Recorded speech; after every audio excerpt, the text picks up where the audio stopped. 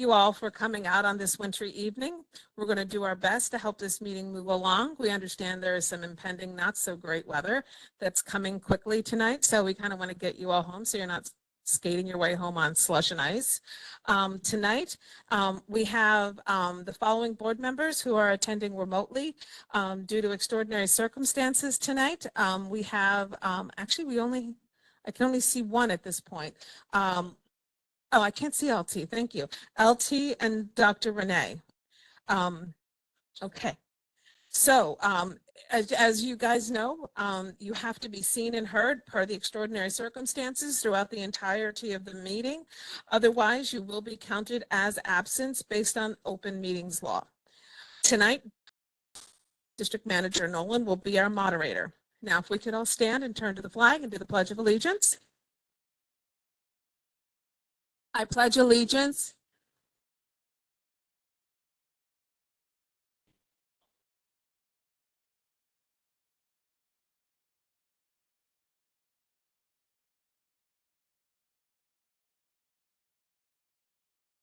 Thank you all so much.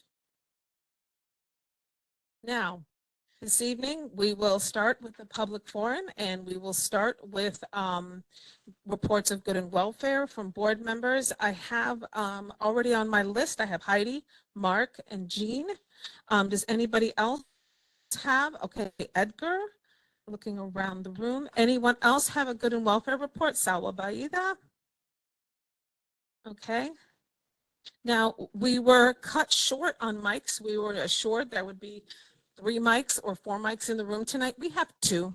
So please be patient as we sort of move the mics around the room. I know it's a hassle, but microphones are very necessary so that we can ensure that the folks who are listening at home and that when this meeting is posted online, that people can hear everything we do as we conduct our business tonight. So first, the microphone goes to Heidi Chain. Heidi. Thank you. First, I want to wish everybody happy Black History Month and happy Valentine's Day, and hope everyone's having a great February. Our precinct council meeting is next Wednesday night. We are doing it on Zoom. Everybody who wants to attend is welcome, but you must email me at council112@yahoo.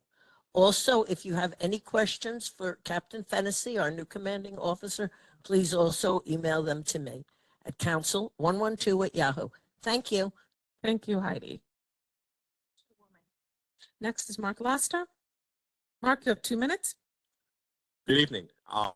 So first announcement is the Queens General Assembly. The Queens General Assembly, a borough-level intercultural working group, brings together community stakeholders of diverse backgrounds and commitments for monthly dialogues and community actions that promote leadership, enhancement, coalition building, and networking. We live in turbulent times and never been coming together as a borough to embrace and foster our greatest strength, our unmatched diversity, and more important than it is right now, said Borough President Richards. I, as well as a number of Community Board 6 members, have been delegates to the QJA. It seems that instead of having more people who wanted to apply, given the times that we're living in, the applications have fallen off. So please, we encourage people to join the Queens General Assembly. It's an important group to be involved in. So again, please, the deadline to submit your application is February 19th. So the next thing is Breaking Bread Building Bonds was held this past Sunday. CB6 had a number of members attending. The takeaways received were, I was surprised how much everyone really got invested in the conversations. We have power in our community. There are people who want to see change in Queens. People are working on amazing things, both on a professional and extracurricular level. It's good to chat with neighbors in low stakes environment. Intergenerational and cross-cultural appreciation the effect of community can have on an individual in the group. So again, these are just some of the comments. So if you weren't able to attend this one, we're probably going to have another one either in May and June. So please watch for the announcements. And the last announcement, the next meeting of the Forest Hills Green Team is this Monday, February 17th at 6 o'clock virtually. If you're interested in attending, please email me at fhgtinc@gmail.com. Thank you. Thank you, Mark. Next up will be Jean Silva. Jean, just give us a second to get that mic to you. Not as young as I used to. Yeah. Just a reminder that our ongoing situation over at Austin Street with the parking sign that is it's a legal sign, but it's giving out illegal tickets. So hopefully we'll get a group up here next month and give you a rundown on these tickets that New York is making so much money. It's ridiculous. And they don't respond to us. So hopefully our Congresswoman and the office will get together with us and we will fight on with these tickets. Thank you. Thank you, Jean. Thank you, Jean, so much. And next is Edgar Alfonseca. Good evening, everyone. Just a reminder for parents or people that know parents who have toddlers. In a few weeks, the applications for 3K are closing. They're closing on Friday, February 28th. So please go to myschools.nyc to submit your application. It's coming up close, very close. I know a lot of people are still unaware that you could apply for 3K even at this time. So please share with your friends or people that have kids, toddlers, that the 3K applications are going to close on Friday, February 28th. So go to myschools.nyc to submit your application. Thank you. Thank you, Edgar. And to piggyback on that, we know that there were some concerns raised in Albany last week regarding the 3K program, and there may be some parents who may be hesitant to go ahead and sign up. I would ask them to please sign up, even if they're going to make contingent plans, which of course as parents it makes an awful lot of sense. But the more people sign up, the more that endorses the need for the program. The more people that sign up, the more that they can see that the community of Forest Hills and Rego Park have exhibited need for this particular program. So thank you so much for bringing that up tonight. Are there anyone else? Salwa has said she is nixing hers. So anybody else? Going once, going twice, sold. Okay, next we are going to move into the public comment portion of the evening. A quick reminder that all written testimony will be included with the minutes that will be circulated after this meeting. I will not be reading written public comments tonight into the record. We got one written comment in opposition to the Forest Hill Stadium prior to this meeting today. As a reminder tonight, individuals will get 2 minutes. Organizational representatives will get 3 minutes. Tonight, we have 12 speakers. Speakers will be given a warning when you have 30 seconds remaining. Peter Beadle, right here, will be for the and I will call people in the order in which they signed up. We ask that there be no interruptions when public speaker is presenting, even if you disagree with their sentiments. Brief applause is completely fine. Booing and hissing is not. As a reminder, there is to be no politicking at these meetings. This is a politic-free zone. You are to not be speaking in opposition or in support of specific political parties or organizations. So I'm hoping that helps make things clear tonight. And where is the microphone now? Okay, you have it. Okay, I'm going to call my first public speaker, Jennifer Martin, who will get 3 minutes. Jennifer, are you with us this evening? No, that's a no. So we're going to move on to Carl Chen from PS 144. Come on up, Carl. Carl is here tonight on behalf of the Parents Association at 144. These organizations are vital to keeping our schools operating. So thank you so much, Carl, tonight for coming here and for what you do for PS 144 in our community. 3 minutes. Hello, thank you CB6 for your service. My name is Carl Chen. I'm a resident of Forest Hills and the board director at Queens Community House. I'm here today as a board member of PS 144 Parents Association. Yeah, we don't bite. I'm here today as a board member of the Parents Association of PS 144 to support our school's application for School Street. Ever since my children started attending PS 144, I personally have witnessed continued unsafe driving, close calls, damaging collisions right in front of the school. And parents from previous generations of students have told me similar stories.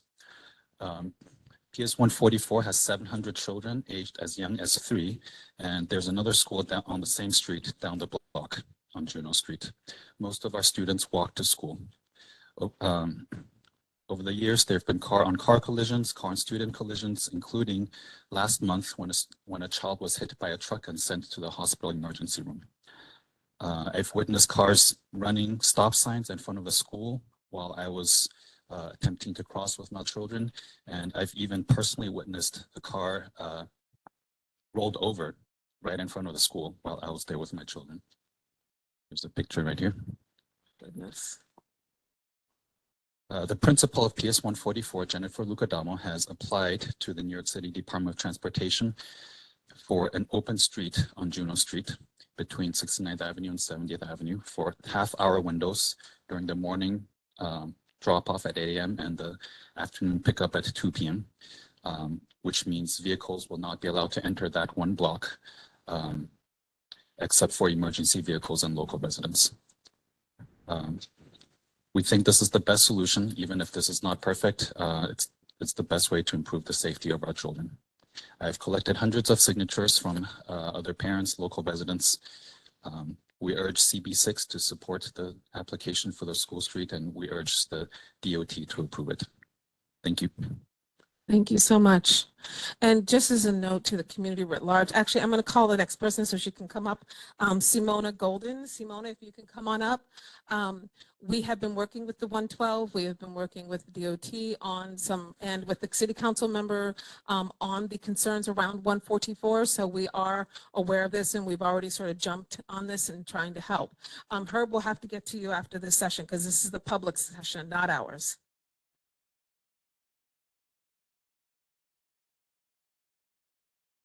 Oh, 144 is down, is between Juno and Kessel, right down the block from Our Lady of Mercy.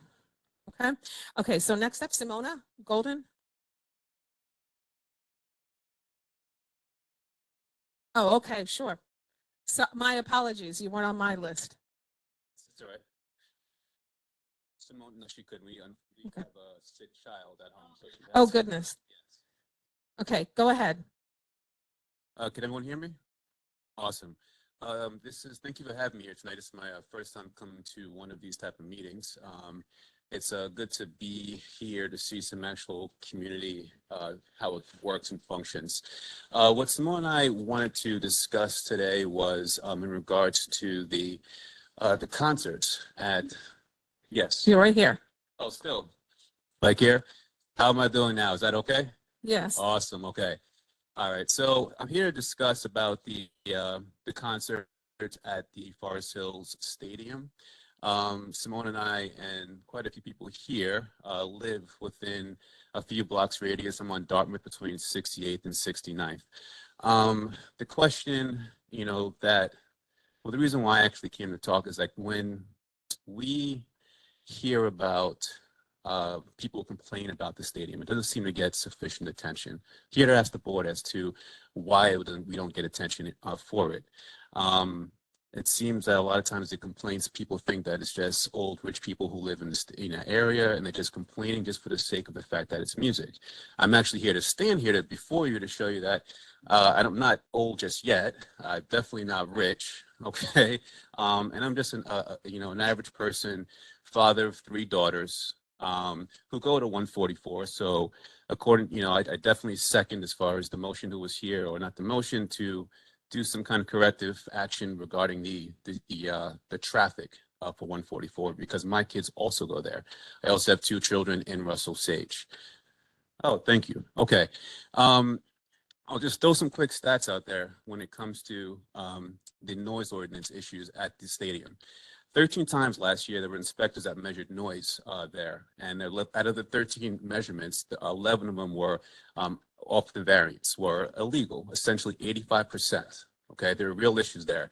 It's an issue for us who are parking there, who are living there, having to decide whether to go to Trader Joe's to shop for groceries rather than get to or leave our car there so we don't lose parking to all of the people who are coming to the stadium as far as the employees. And also now 30 different venues going on there, as opposed to when it first started, I want to say 7 to 10. I'm sorry, that's time. I appreciate it. 2 goes quick. Please I'm look sorry. into it. All right. There are people being affected, real people in the neighborhood. Okay. Thank you. If you could, the email that you used to sign up, if you could submit your comments via email to us, that would be great. Any of the statistics you had or whatever, just go ahead and send them our way. Thank you so much. Okay, next I'm going to call Jonathan Rinaldi. Jonathan, are you here this evening? Okay, Jonathan is not here, so we're moving onward. Next is Debbie Van Derma. Debbie Van Derma, come on up. And then after Debbie Van Derma will be Andy Court. Is Andy Court here? Andy Court, just be on standby. And Debbie, you'll get 2 minutes. Hello, my name is Debbie Vandermark. Hold it close like this, Can you hear me? like Marie Osmond. If that rings a bell. My name is Debbie Vandermark and on Burn Street, 2 blocks from the stadium. I'm here to request the community boards and electeds to represent their constituency and put a stop to the events at the stadium as they are in violation of New York City Building Zoning Code. To be clear, the disruption to our quiet neighborhood is not limited to the times of the performances. In the early morning, multiple tractor trailers are queued for delivery along 69th Avenue. As the day progresses, the activity escalates. Tow trucks assemble along Burn Street and begin towing residents. Barricades are erected at checkpoints and traffic enforcement vehicles are stationed as the traffic jam begins. Within a few hours of the event time, 20 blocks square of narrow residential streets are clogged with traffic and angry drivers and blaring horns, and traffic backs up on Yellowstone Boulevard, impeding the emergency corridor. Sorry, I just No, it's fine. public speaking.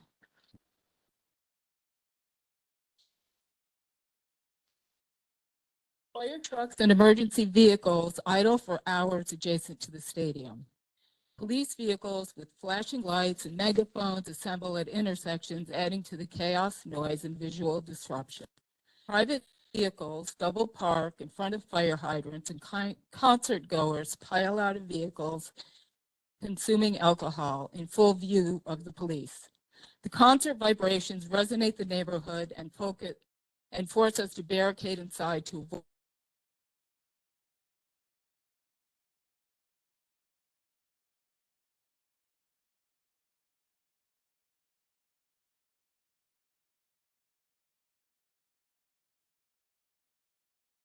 stadiums and concert halls. I'm calling on the community board and electeds to represent their constituency and the money-making interest profiting off the invasion. And that's next up is Andy Court, who is here tonight on concerns. And then after Andy Court will be Tatiana Antimova. Thank Andy you. Court, you'll get 3 minutes. Thanks for hearing us out. I'm the president of Concerned Citizens. What my neighbor said is true. 85% of the time the inspectors came, they found a violation of the law. That should concern all of us. And the more we look into the zoning part of this, the clearer it becomes that the proper procedures were not followed. There was no variance process, no environmental impact statement. The stadium is not grandfathered in because there were long periods when it wasn't operating. And this is not about concerts anymore. This is about the rule of law. Real people are being harmed, including children. 20 of next year's concerts are being held during the school year. Okay, that's 2/3 of the concerts are scheduled for the school year.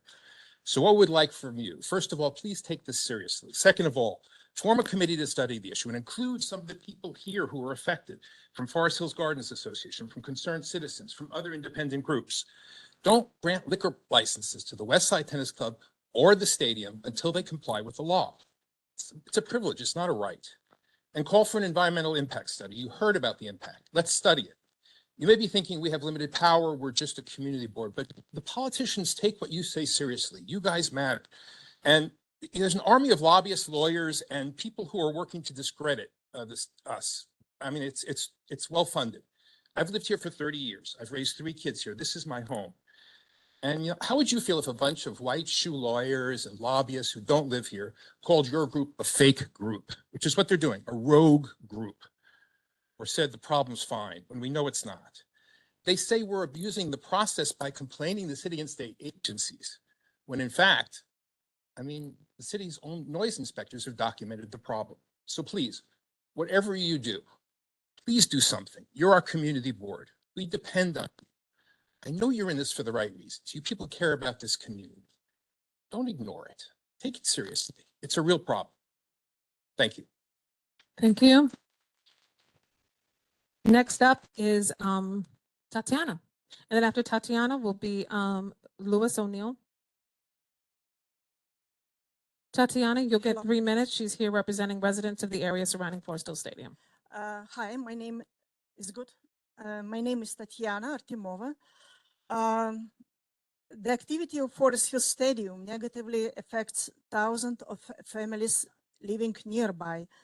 2 weeks ago, we informed Community Board that a group of residents submitted 2 complaints to the Department of Building regarding violations of multiple city codes during the concert season at the stadium. On February 6, the commissioner confirmed that these complaints would be forwarded to the legal department. The community board has an obligation to protect the well-being of its residents and ensure that all businesses in the area comply with the city law. We respectfully request that the board form a subcommittee composed of board members and affected residents to address to address these concerns. This is not about personal preference, but about ensuring legal compliance. Additionally, we ask that the community board assist in arranging meetings with relevant city agencies at the commissioner's level. We would also appreciate your support in helping expedite the consideration of our inquiries by these agencies. While these discussions are underway, we formally request that this issuance of any liquor license to Forest Hill Stadium and its landlord, the Westside Tennis Club, be withheld until a full legal evaluation has been performed by the Department of Building and other relevant agencies.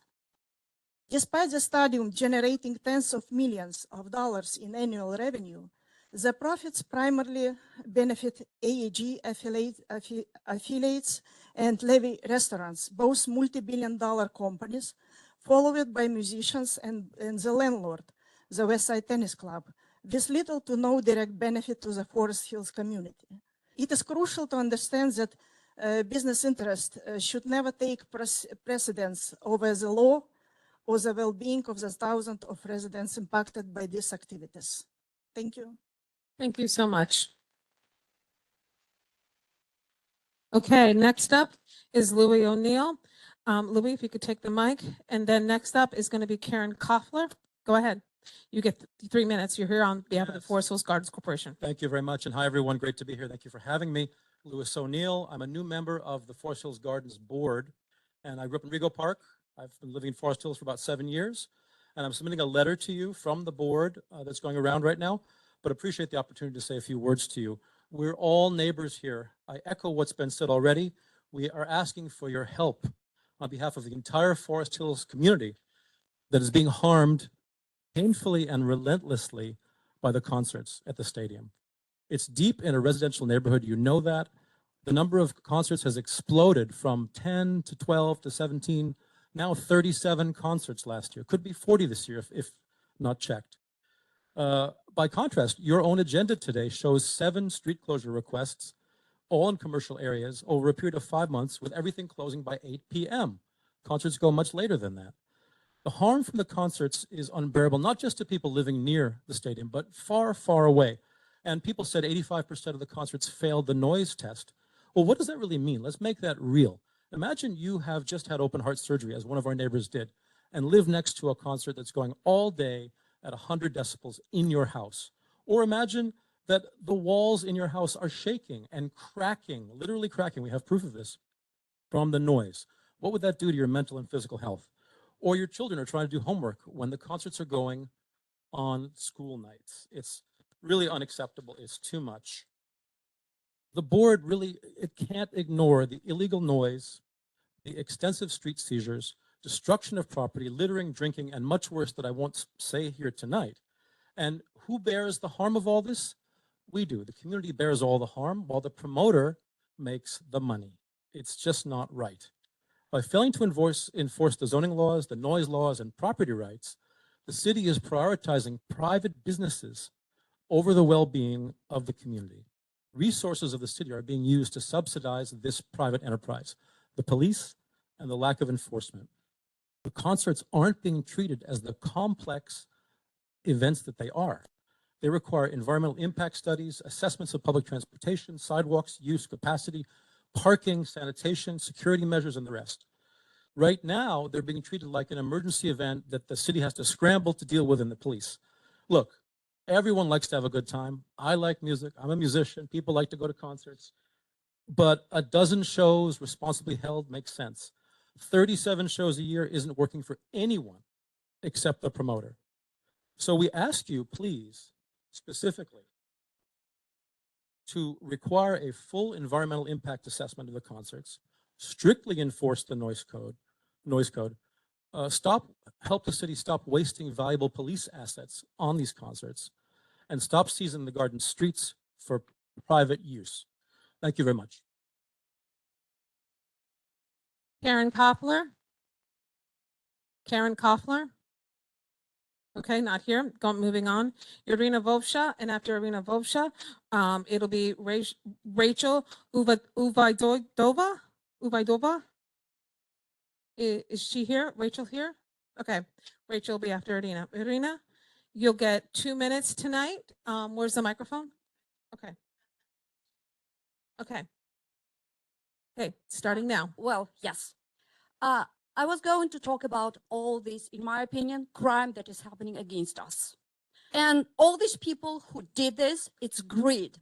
But I know today we live in a very interesting time when the paradigm of greed and money goes to people and justice. And suddenly, once I wanted to talk like everyone is talking, suddenly I got a message at 3 o'clock in the morning from, if you wish, from universe. And I realized that today I want to talk, especially because I was born on Valentine's Day and my father's name is Valentine, and Valentine's Day is in 2 days. I want to talk about love. Why love? Because I realized while studying why we are suffering from this frequency of the concept, I realized there is a reason. Check it, please. What is 440 frequency? You will realize that it's detrimental for every health, for every cell in our body. But why did I want to talk about love? Because love has the strongest and the most powerful frequency in the world. And that's why today I just want to say, because love opens doors for many, many feelings, for opening universe. And that's why I prepared for every one of you. I'm sorry, maybe it's a little bit unusual, but I did my small souvenirs, my small gifts for everyone, probably not for, I don't have, maybe, okay, I have for everyone. But I want to give you some small gifts, and I hope you look at that and you unite in love for yourself, for your children, for your family, for your neighborhood, for us who are suffering over there. Every moment there is this terrible noise and this concert, we are suffering. And I'm asking you to look at these gifts that I'm going to distribute right now. It will take 2 minutes more. I'm sorry. So while I distribute, and think about love for everyone, because love will unite us. Irina, that's time. And I apologize that you went through the trouble, but the community board cannot accept gifts, unfortunately. Yeah. Yeah. Unlike the moral side of other leaders in the country, we cannot accept gifts. No, we can't accept them. Okay, that works. Thank you. No, I'm sorry. All right. Thank you, Irina. Next is Rachel. And Rachel, if I destroyed your name, please forgive me. There you go. Rachel, you'll get 2 minutes tonight. Okay, everyone, come on. Hello, my name is Rachel Ubaidova. I live on Exeter Street. Shh. It is 1 block away from the tennis stadium. My parents bought the home in 2012. There were no concerts at that time. The neighborhood was quiet, beautiful, and safe. If we knew that this commercial venue was to be promoted in this residential area, we would have never bought this house. Today, the unbearable noise from almost 40 concerts and events makes it impossible even to live in this house. My brother and mom suffer from severe migraines the moment the bass sound emanates from the stadium. We cannot find a refuge in either part of the house. As my brother and I are students, we cannot concentrate to study or get ready for our exams. At a certain point, my brother had to ask my uncle to allow him to stay in his house while preparing for an important exam. The stadium doesn't provide the concert goers with parking facilities. Therefore, they don't only take our parking spaces, but park illegally at every spot, making it dangerous for us to walk. The crowds of drunk and drugged people roaming before and after the concerts fill our streets with beer cans, napkins, carton cups, and even plastic boxes with non-finished food. My parents pay the mortgage and many other bills to maintain our house, lawns, and even sidewalks. We have the right for a quiet environment. We have the right to live quietly in our house. The organizers of these events violated every right of every citizen living in the neighboring area. The concerts must be stopped. Thank you. Thank you. And I'm going to call one last time. Karen Koffler. Okay, Jonathan Rinaldi. All right, I believe that's all the public comments we have for tonight. So I'm going to declare the public forum closed. We are now going to move into our business meeting tonight. From this point onward, we won't be taking further comments or questions from the community. Before we dig into our minutes, we have a special.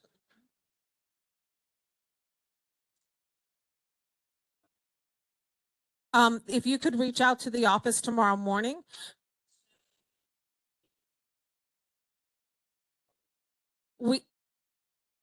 We don't read, as I stated earlier, we don't read written comments into the record at the meeting, but written comments will be published in the minutes for this meeting and will be reviewed and approved at our next meeting in March. I stated at the top of the meeting that we received one written comment and that written comment was in opposition to Forest Hill Stadium. Am I accurately characterizing your letter? Okay, no, that's totally fine. There's a lot going on around here. So that's totally fine. Thank you for asking. Okay, I'd like to, we have a special guest tonight. As you guys know, we now have a new captain at the 112. So I would like to bring up into the room our new captain, Captain Fennessy. Come on into the room. Captain Daniel Fennessy, come on up.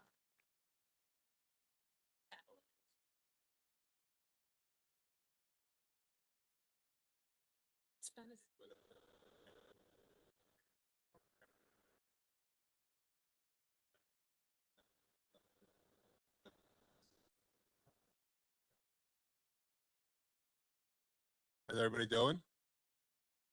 Everybody hear me? Yes, Captain Daniel Fennessy, new commanding officer of the 112th Precinct. I just want to say it's an honor to be the CO of the 112th Precinct. Used to work over here a little while ago when I was a police officer. I was in transit, covered all along the Queens Boulevard lines. But like I said, this is now going on 12 plus years ago. So like I said, it's kind of a little bit of a full circle moment now coming back over into this general area. My line is always open. I know that I'm assuming everybody here knows my community affairs officers, Keith Toohey and Chris DeSantis. These are down there somewhere. They work very hard. Obviously keeping me informed of anything that's going on around the community, any complaints, anything like that. So if there's any type of issues, that you see popping up on your block, anything like that, you see popping up, while you're coming out of the restaurant, coming out of the store, obviously just never hesitate to call one of us, call the desk, just let us know so we can try to send somebody over there as quickly as possible.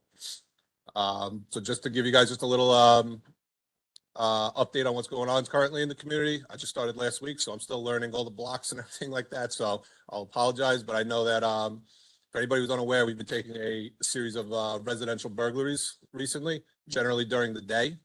People are at home.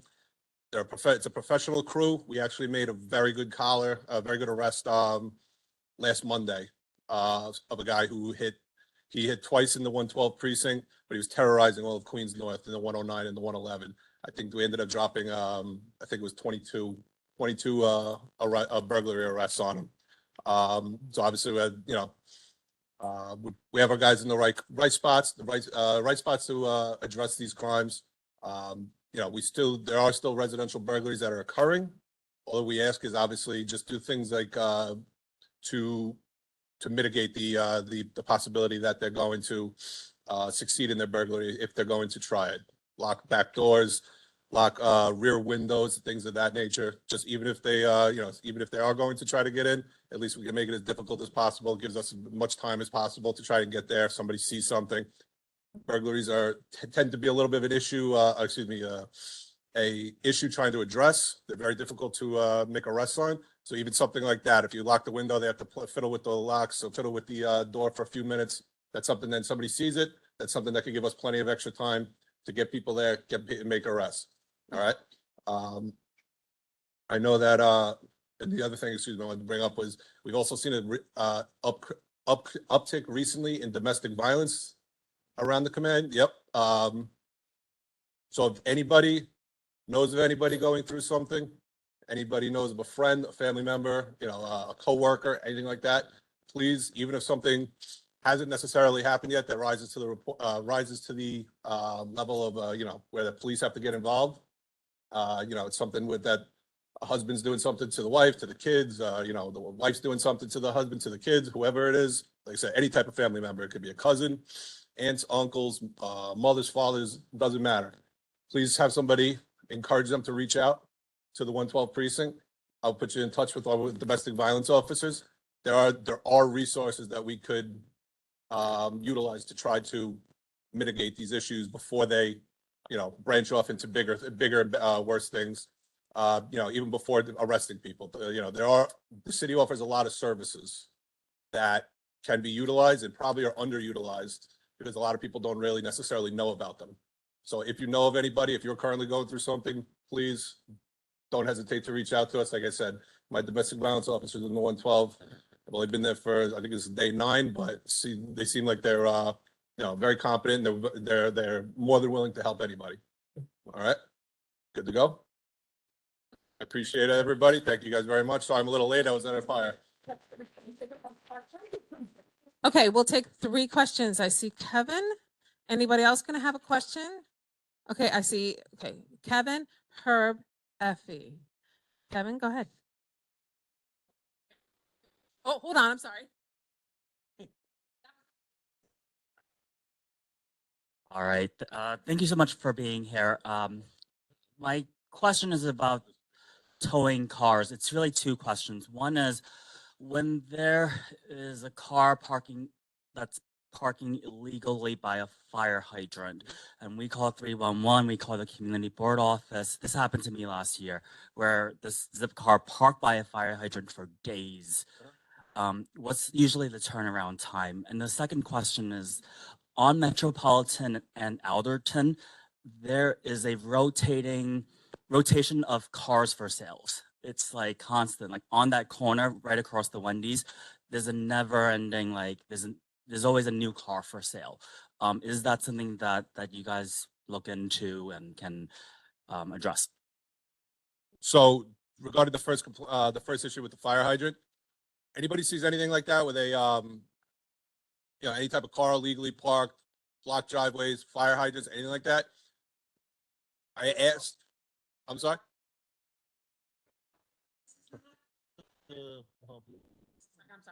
This, as I stated before, this is the board's meeting and he's attempting to answer our board members' question. So the question and answer period for the public is over. If you have questions about this, of course, go to the 112 Precinct Council meeting a week from today. And that's going to be online, or reach out to our office. I'm sorry? Council 112 at Yahoo. Okay. Yes. Yes, I forgot what I was going with. The hydrant, I'm sorry. Apologies. You could always reach out to somebody at the precinct. They're always going to be what the best issue is going to be and I'll tell you why, because I think I'm going to get some people looking at me like I got 2 heads when I say this, is to go through 311.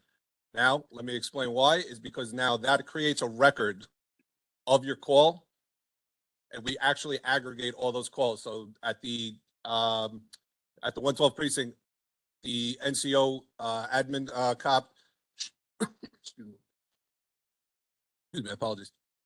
she'll go through all of the 311s for the last 28 days and figure out exactly where our top locations are for things like parking on a hydrant, blocked driveways, noise, double parking, things like that.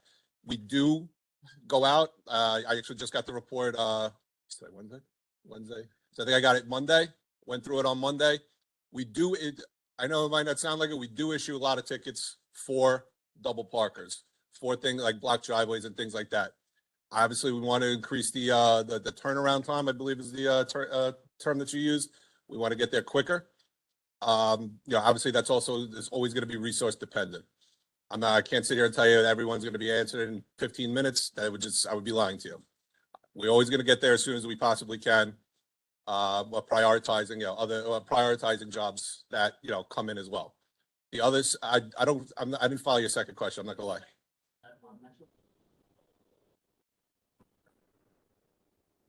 It's Metropolitan. What is it? I'm sorry. Alderton Street. Alderton. I'm sorry. Okay. Okay.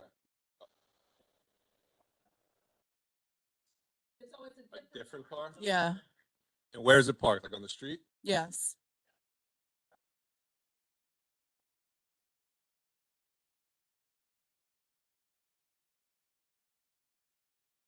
Okay. So when you guys see that, obviously everybody knows, call the community board, we'll refer it to the precinct as we have. I think the concern about the fire hydrant comes from the recent news about 2 fires in a row where people were killed because someone was blocking a fire hydrant and it delayed the response. So I think that's part of the question is there something that you guys could do differently to maybe lower your response time? Or like, could a car be towed if it's blocking a fire hydrant or something like that? Yeah. So that's one of the things I came at a good time is we're still short from what we should be as far as the police personnel that we need to properly run the command. But it has gotten a little bit better in the past, I don't know, month or so. Generally, the NCOs haven't been used for patrol since I got there. The domestic violence cops, usually they would have to pitch in, do a day or two of patrol here and there, things like that. So the staffing levels are getting better. Let me say that. And they also have this class of 1,000 that just went in, I believe, in October. So in the next few months, we should be able to kind of beef up the amount of people that we have in the precinct again, which again, just will further bring down the response times to all these types of jobs. Specifically regarding the sales of the cars, based on what you're telling me, it doesn't sound like there's anything necessarily illegal. There might be something that Department of Consumer Affairs could do, something like that, some type of I don't know if this person's selling selling them if they need a business license or something. That would be something that, you could possibly call them about. But I mean, just putting a for sale sign on a car on a street isn't necessary. Now, if it's stolen or something like that, obviously that would be a huge difference. So if, Keith, Alderton, right? And Metro? Yeah, we'll have this. Okay, and then next term, I'm sorry, Eugene, we have a lot going on. Clarify with you something. By me.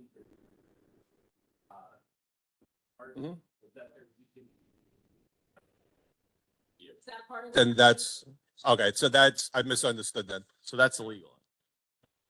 That's completely different. So let me amend what I was gonna say then. If they're just putting on a random license plate or something like that, and you see something like that, you notice that 100%, because there's a chance that those can be stolen vehicles that were stolen from somebody in the 112, from somebody anywhere around the city. They could be stolen from anywhere. It doesn't, anywhere, different state, different part of New York. So that's a completely different story. That would obviously fall under our purview. And if you see something like that you think that the car is possibly stolen or has a mismatched plate or had different plates on it yesterday, like I said, you always call 311. You can always call the precinct. Let us know. We'll have somebody down there. If it does not come back to that plate, the plate does not come back to that car, we'll go there with 100%. It would be towed. All right. I just want to mention one thing. I know it's a little stressful to wait for the microphone to talk, but whatever you say, if you don't say it in the microphone, it's not getting picked up for the recording.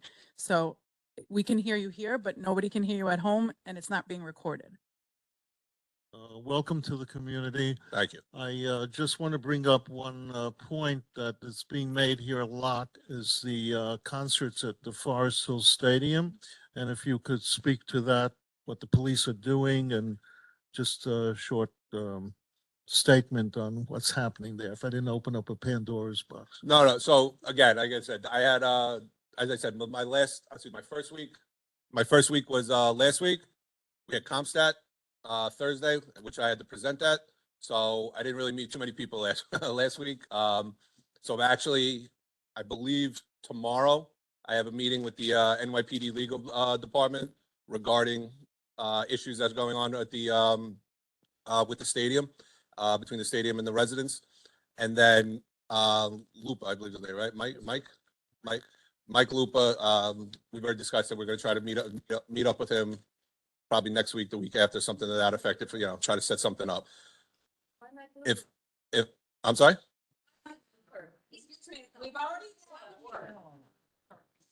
Hello, we've made this clear, and Irina, you've been to so many meetings. You know how we roll in here. You have your time. We gave you the time, and we appreciate your generosity tonight. But this is our meeting, and our board members have important questions that they want answered. So I really want this to be the last time I have to make this clear. If you have to talk to the captain, you have an opportunity. You can go to the precinct. You can go to the precinct council meeting next week. That is the more appropriate forum. This time is for him to introduce himself and to take just a few questions on his first full week on the job. So I want to get this ball rolling and go back to Effie. You have the microphone, Effie? Okay, this is Effie Zachary. Thank you. On behalf, especially like I'm with Heidi Chain and also Edwin Wong on the Emergency Services Committee, which includes the NYPD. We would love for you to come regularly, of course, coordinate scheduling with the chair or the district manager. I just want very briefly, because we have, short on time, what are like your top 3 priorities for our precinct? So obviously, number one is going to be, I want to bring down crime. That's going to be number one. I don't want anybody's house being burglarized. I don't want any domestic violence to occur. I don't want any, kids robbing each other, when they're leaving school. That's what ultimately we wanted at 0. Realistically, that's not happened. So we want to bring down crime. I know quality of life is a huge issue in this command. Quality of life. So I want to, as I explained to the people who were at the community interview when I think 3 weeks ago at this point, I want my NCOs to be able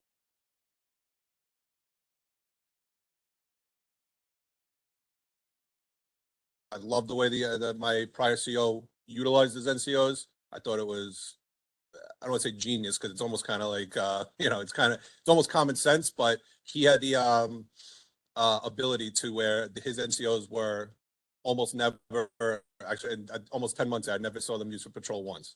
So they were able to do that. So that's something that I want to be able to figure out is, realistically, I would like to get them used for patrol as little as humanly possible. I would like to get it down to where they're never used for patrol. Like I said, it's been good recently. And then honestly, like I said, one of the big things I want the morale of the police officers that work for me to remain as high as possible while still getting both of those jobs done. I know that the stadium is a big issue. Like I said, so I'm going to be trying to act as an in-between between the people who, don't want the stadium, the people who want the stadium, and the people at who are, employed by the stadium and own the stadium. So that's probably going to be my top 3. I guess I gave you 4, but so those are going to be my top ones. Thank you. Thank you. Thank you so much. Thank you guys very much for having me. Thank you guys. Have a good night. All right. Thank you so much. We appreciate it. And just as a reminder to the board and to the public, every month there are 4 NCO meetings, 1 pertaining to each sector. If you have an ongoing prevalent issue, that would be a great place to get more one-on-one attention with your particular issue. And if you don't know when they are, I highly suggest following them on, they post them on Facebook.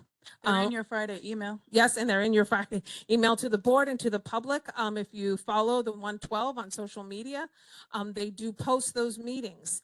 And they are in a location within that precinct, so they are relatively convenient for you. So that's also another way to get your questions and concerns addressed that are specifically related to the 112.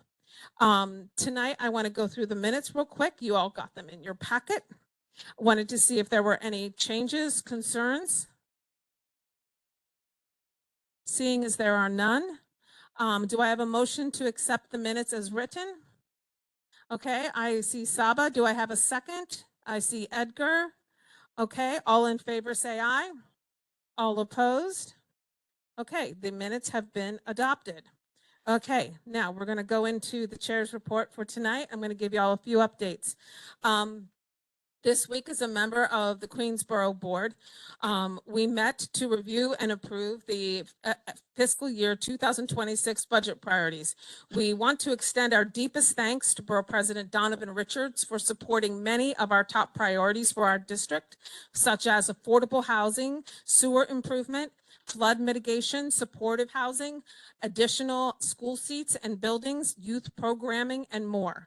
We asked that the borough president, on behalf of our district, ensure that these additional school seats will help the borough comply with the class size mandate, ensure that the supportive housing includes housing for the mentally challenged, neurodivergent, physically other-abled, veterans, and others. We also requested that sanitation enforcement be extended to include the enforcement of composting in the district residentially, and to request targeted pre-storm catch basin cleanings throughout the district. The borough president agreed with all of our recommendations. The next update is going to be on Forest Hill Station Long Island Railroad project and its relationship to congestion pricing. Just want to make you all aware that we are now concerned about the fate of the Forest Hills Long Island Railroad project, as Governor Hochul and Senator Gillibrand are in talks with the White House to halt congestion pricing. As you may recall, congestion pricing paused a few months ago, and this brought this particular project to a grinding halt. We will keep you posted. Please note that if you would like to advocate one way or another, you can reach out to your elected official to express your individual perspective. The next thing is false reports to 311. As you are all aware, city agencies still have a large number of vacancies. At present, there are 17,137 vacancies. I raise this point to say that we encourage the responsible use of 311 and disapprove of filing false 311 claims. When this happens, it diverts resources from genuine issues and may be subject to legal consequences. 311 should never be used to settle a score between two neighbors. If you have concerns about the validity of a specific 311 report filed against you, you might consider reaching out to the New York City Department of Investigation and the Mayor's Office of Operations for a more detailed report. Okay, we just don't want to see 311 and agencies chasing down bogus claims. The next thing is the CEC elections. If you are a parent of a public school student, the Community Education Council election process has begun. If you're interested in running to be on your local Community Education Council, please visit the New York City Public Schools website for more information, or if you know parents that would be interested or good for this role, that would be great. Last night, we learned that in all of District 28, only 15 people have signed up, and so we need to see more interest from this part of the district. Lastly, tonight I would like to thank each of you for volunteering to serve in this smallest form of government in this city. And I am grateful to the borough president's office that appointed you. This is a room full of diverse family trees and varied life experiences. Diversity is our strength on this board, and we understand that representation matters, and each voice, regardless of how it identifies, deserves to be heard. I appreciate each and every one of you in this room. And that is my report for tonight. Are there any questions? Seeing as there are none, I'm going to turn the floor over to our district manager, Christine Nolan. When you guys clap.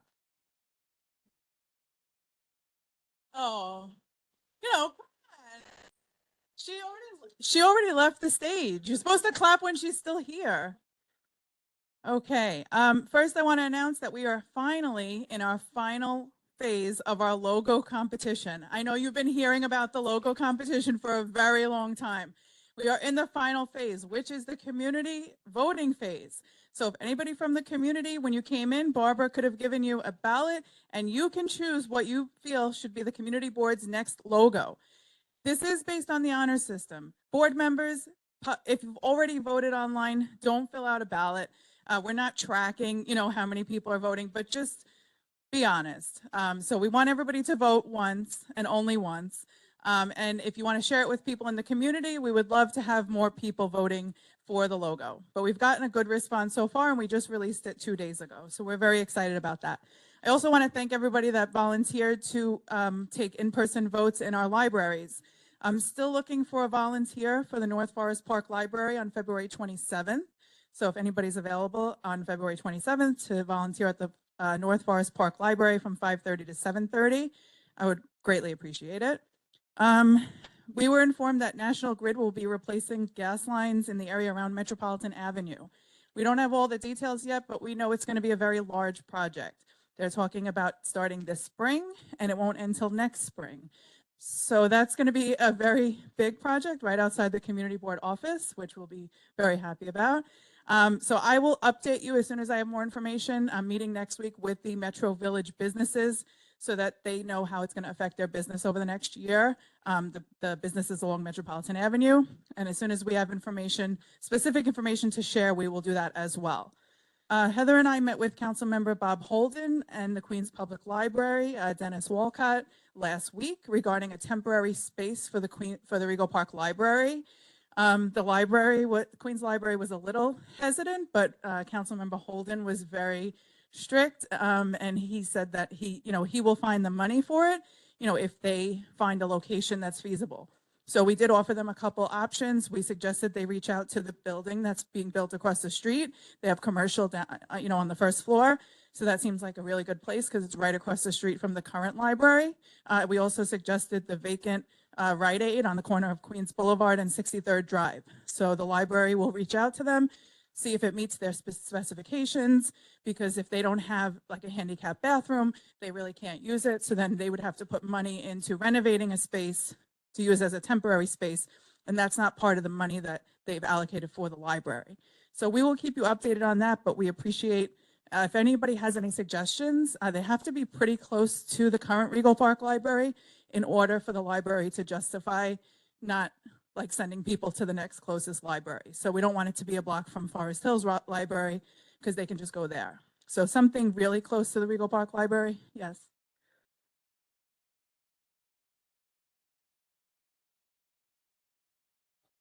They're not allowed. They can't open a library and not have accessible bathroom. But thank you. And it'll be at least 3-year project. So that's why we're really pushing for the temporary space, because, if it was closed for 6 months, that's different. But for 3 years, that community is going to have just a bus parked outside the library, which has limited services. So we're really pushing for this. I just wanted to update you on, yes.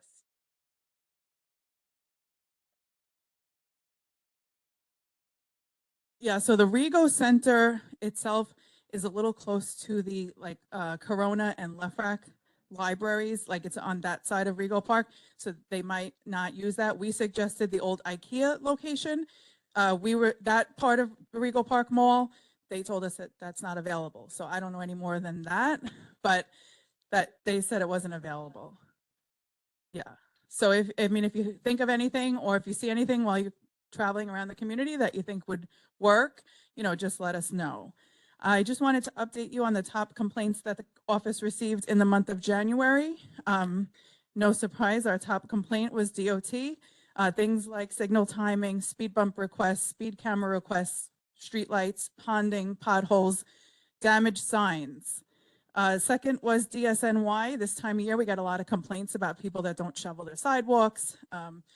Not so much complaints about sanitation not plowing. They did a pretty good job so far, but more about homeowners and businesses not shoveling their sidewalks. And then NYPD, we get complaints about speeding, illegally parked cars, abandoned cars, things like that. The last thing I just want to remind everybody, Friday is the deadline to reapply for the community board. Anybody from the public that's interested in applying for the community board, Friday is the deadline. If you have not reapplied, please do so. Don't wait till the last minute, because if you have an issue with your computer, Friday is the deadline. So just don't wait till the last minute and make sure you send in your application. That's it. Thank you. Also, what I wanted to share with you, Christine and I usually try to compare notes so we don't step on each other. But one thing I think we both forgot about was we got an email from Queens North that they did a towing operation on Thursday of last week down around 64th and Grand Central Parkway.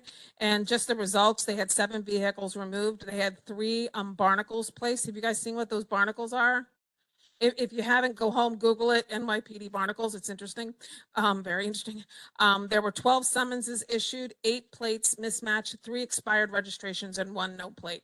So just so you know, they are still doing an ongoing work over there to sort of reinforce the fact that they should not be parking there, and we continue to work with them on that. So that was a really good report. Next up is going to be the Consumer Affairs, Cultural Affairs, Economic Development Committee report. Tonight, we will be going over new and renewal liquor licenses along with street activity permits. I want to thank tonight for being here Heidi Chain, who on behalf of the 112 is doing multiple street fairs this year. Also Steve Sheeran, who's here tonight on behalf of Clearview. I was going to say Clearwater, don't know what, Clearview. And then also Cynthia Marr, who's here. She's the queen of the Regal Park Street Fairs. And Leslie Brown, who was not able to be here tonight, sends her regards to the board. So I'm going to turn this over to Gladys Sandoval. Gladys.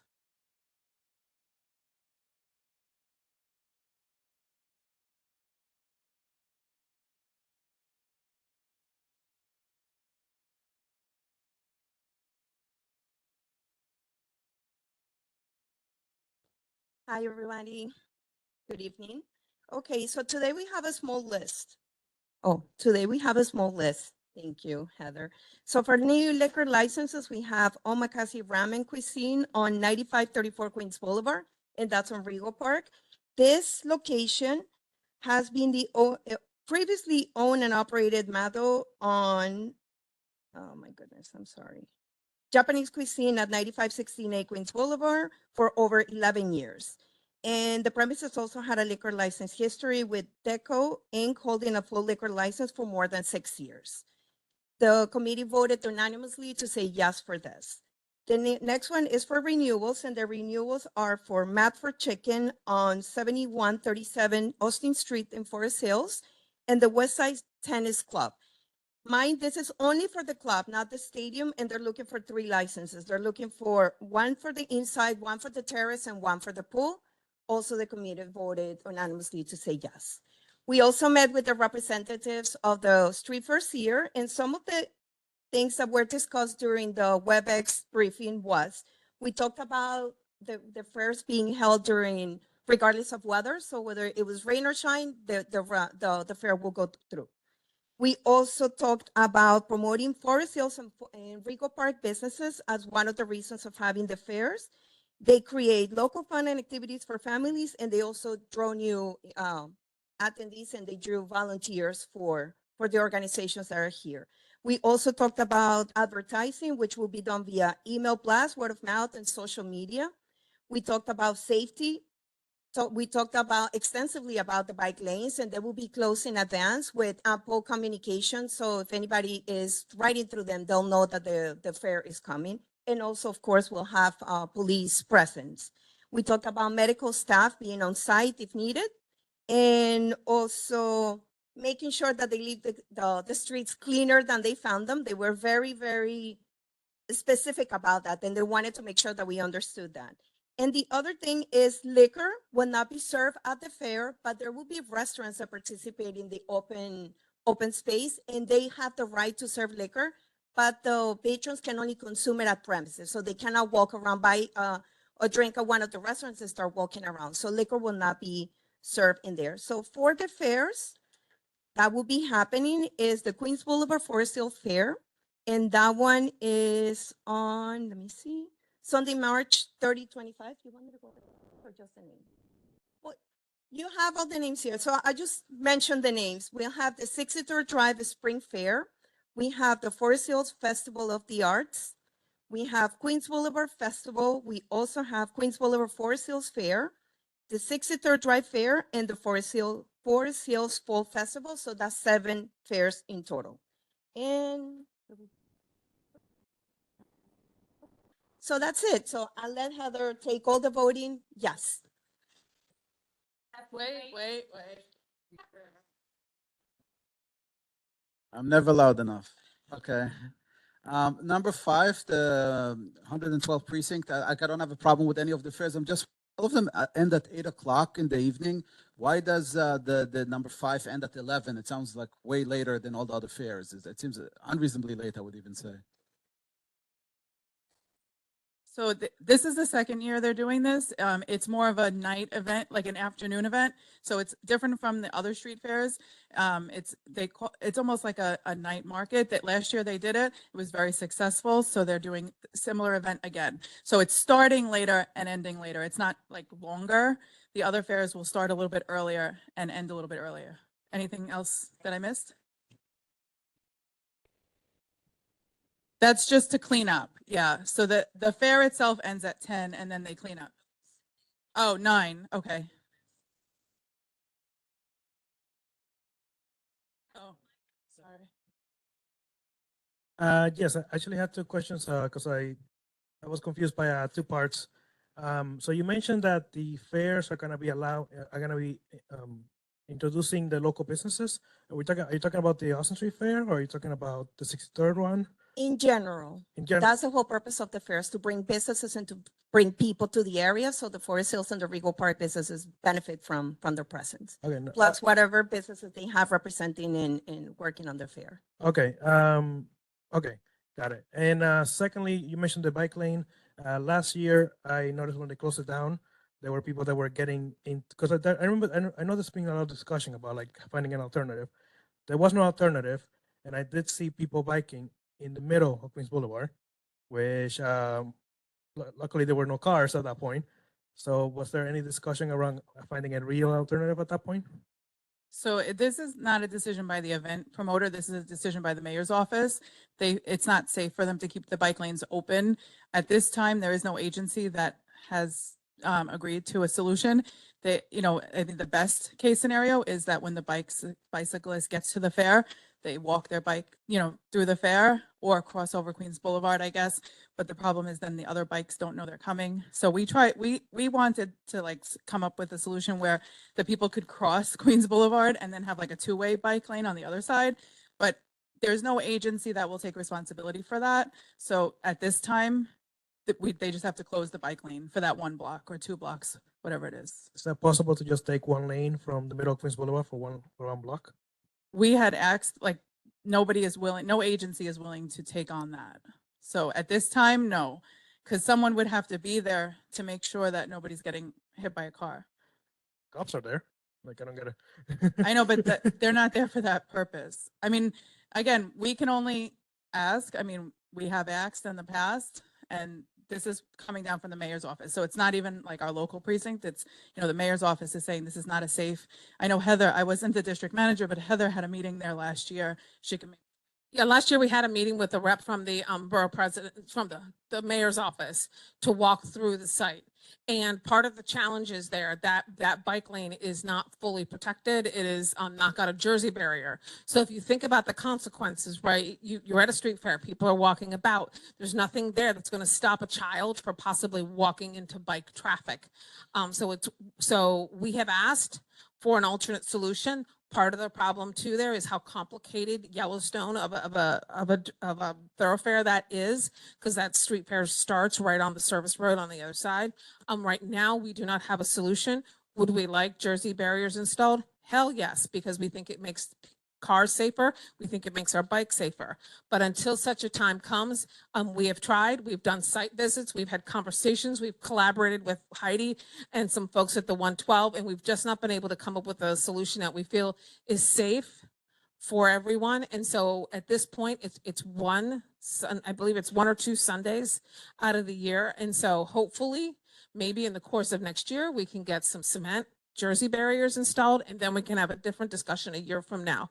We need to move. Are there any other questions? I just want to make a. Pedro, that's I ju- 3 questions, I just- and we no, have I to ju- get. I just want to it's- make a quick I don't want comment. people being late. No, I Come just on. want to make a quick comment, which is that I don't think you can put in the barriers there because when the fair, Pedro, the fair last come on. time happened, they took over the Come on. lane. I need to recognize Mark. Mark, I'm going to give you the mic. Yeah, so Gladys, was there ever discussion about if a civic group wants to table at any one of these events? A, is the civic group charged to table? And B, is there a protocol where if a civic group wants to table, that they can? And how do they go about applying? And Heidi, I believe your answer is going to be, you can come, we will not charge you, and will you supply a table? Bring your own damn table? Okay, but yeah, but, okay. Okay, give it to Brentley. Brentley, you're up. So we did ask this question, and this is all you. If you want to join that street fair, any civic, and if you want to talk about costs, if you want to join, you need to talk to the person who's heading the street fair. That's not in our jurisdiction to decide who can come or not. They have to go to, let's say, if they want to do the precinct 112, they need to email Heidi and say, hey, we'd like to come, and she'll, or Clearview, same for her. And same for You her. brought it up. I specifically asked that question. But I don't think there was any concern about civics at this point, and I think they were clear that unless you're doing something really strange with animals, they're pretty okay. It's really just animals, yeah. Which, don't let your imagination go there. So is that correct? Yeah. So as Brentley said, the civic should reach out to either the organizer or Clearview and request a table. We can't answer on behalf of that group. But there didn't seem to be resistance. A location with no table. Right. They'll give you a spot to park your table and to park your chairs. Okay? Any other questions? Yeah. Yeah, the sponsors are on this. So if you know civics that would like to table, you can share this with them, forward it to them in email. That would be great. Anything else? Okay, we're going to vote. Here's how we're going to vote. Also, if I could at this moment make a plug for chocolate. We have a parent here. Her name is Serena Jane. She's got like chocolate. It's 5 for $5, all kinds of flavors. So if you're kind of like having a sugar low at the point of this meeting, please, she's your girl. She's your woman. Quietly, very quietly, just quietly exchange funds. Okay, so here's what we're going to do. I need to first. Some people have to Hold on. abstain I need from to get- certain fairs. We'll get there. Yes, I want to first get, I want to get a list of abstentions. Heidi, you are abstaining from? Okay, the 112 and the 112. Okay, and Sherry, I think you abstained from the one for Forest Hills Jewish. Is that correct? Okay. Anybody else abstaining? Okay, and Robert Ash, because you're like chief in charge of all these things. So if you want to know who to be happy about or who to yell at, Robert's your guy. Well, if you want to say something nice, Robert, we'll send the bad people to you. We got to keep him happy. He's one of ours. Herb.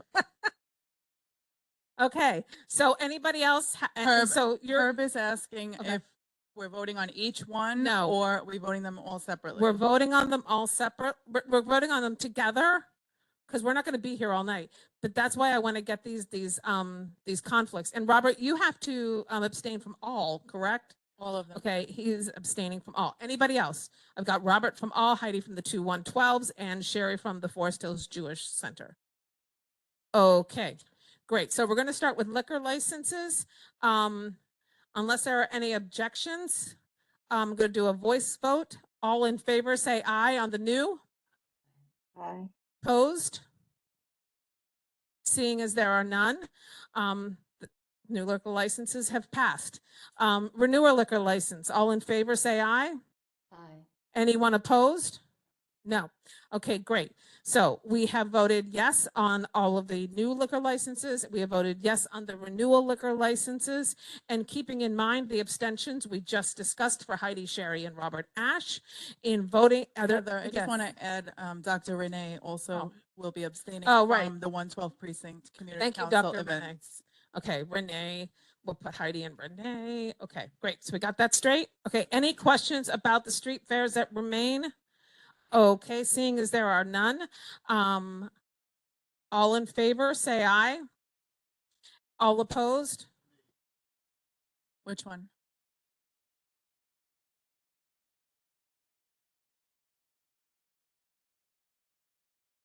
Okay, number. Okay, so number 4, So number. Herb is a no. But everyone else is a yes. Yes. Okay. Herb, no. Everyone else is a yes. All in, okay, so we did that. All opposed, say no.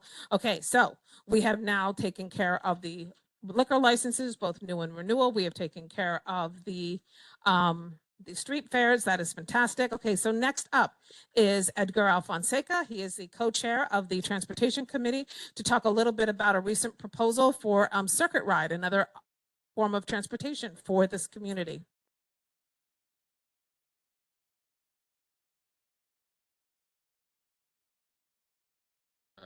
Hi, good evening, everyone.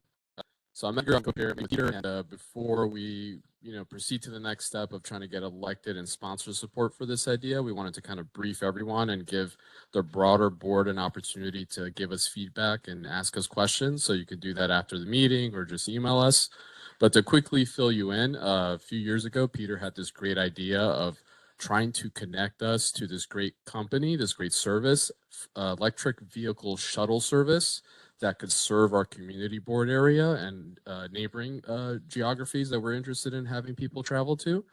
Right now, it's actually an operation in the Rockaway, so it's not a foreign idea. It's already operating in Queens, in the Rockaway Beach area. And it's very, very exciting. It would be on demand. You would whip out your phone and you could ask for a free or low cost electric vehicle to come pick you up and take you to a destination that you're interested in going to. Within our community board area or like some special geographies that we're still considering. So we had a very productive conversation with a representative from Circuit Ride at our last committee meeting. And I want to thank every board member who did attend from our committee, who asked a lot of great questions and gave them a lot of really great productive feedback. And they're very excited to work with us, and they're very flexible. They're very innovative, and they're very excited about the idea of serving our community. So once again, this is the possibility of free or low cost electric vehicle shuttle service operating within our community board area. And yeah, we really want to take this to the next level, which is working with elected officials and sponsors, whether it's civic associations or private companies or whatever, to help help us find funding to bring this service to our community board.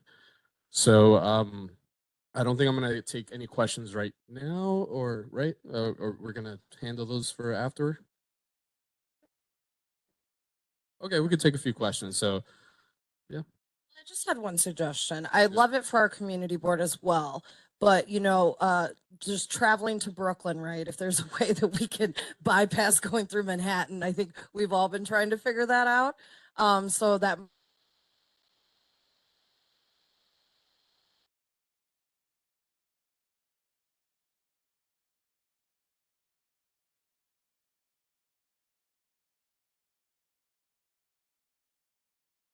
I think if you guys just want to answer her question, Oh, yeah, let me give it to it's Peter. meant to be local, short Right. rides. It's not longer rides. There's like a local Uber in a sense, and works best the model.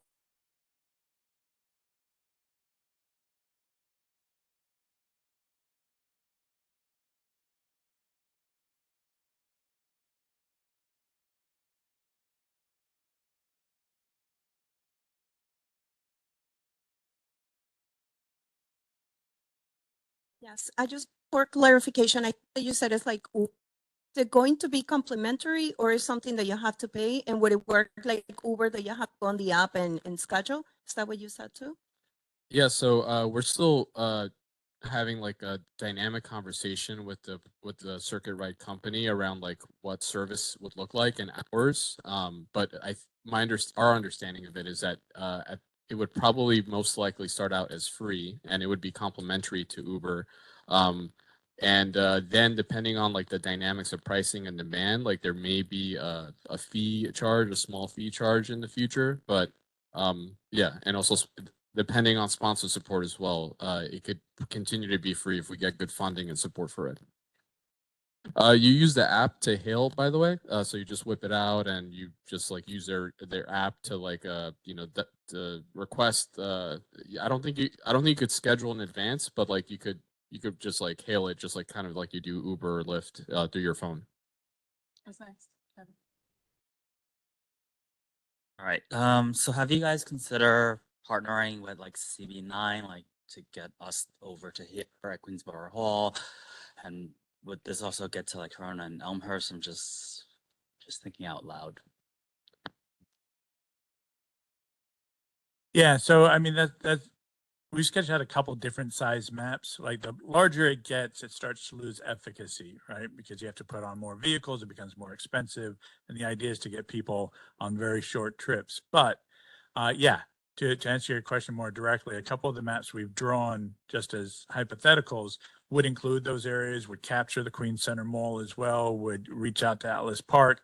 And this next stop, the next step that we're kind of making sure everyone's cool with is we're going to need to be talking to local electeds, and particularly with redistricting. So Lynn Schulman's district shifted south and Bob Holden's now come in and Gia Naris have come in, and there's a good chance that they might want to see a bit, if they're going to help with this, they'd want to see a bit more of their districts kind of reap the benefit. Getting over to Main Street and Kew Garden Hills might be a really big one with all the kosher shops along there. So yes, that's a possibility. It kind of becomes a function of what sort of sponsorship we can get, and then how big the fleet needs to be, and then these things kind of eat against each other. But yeah.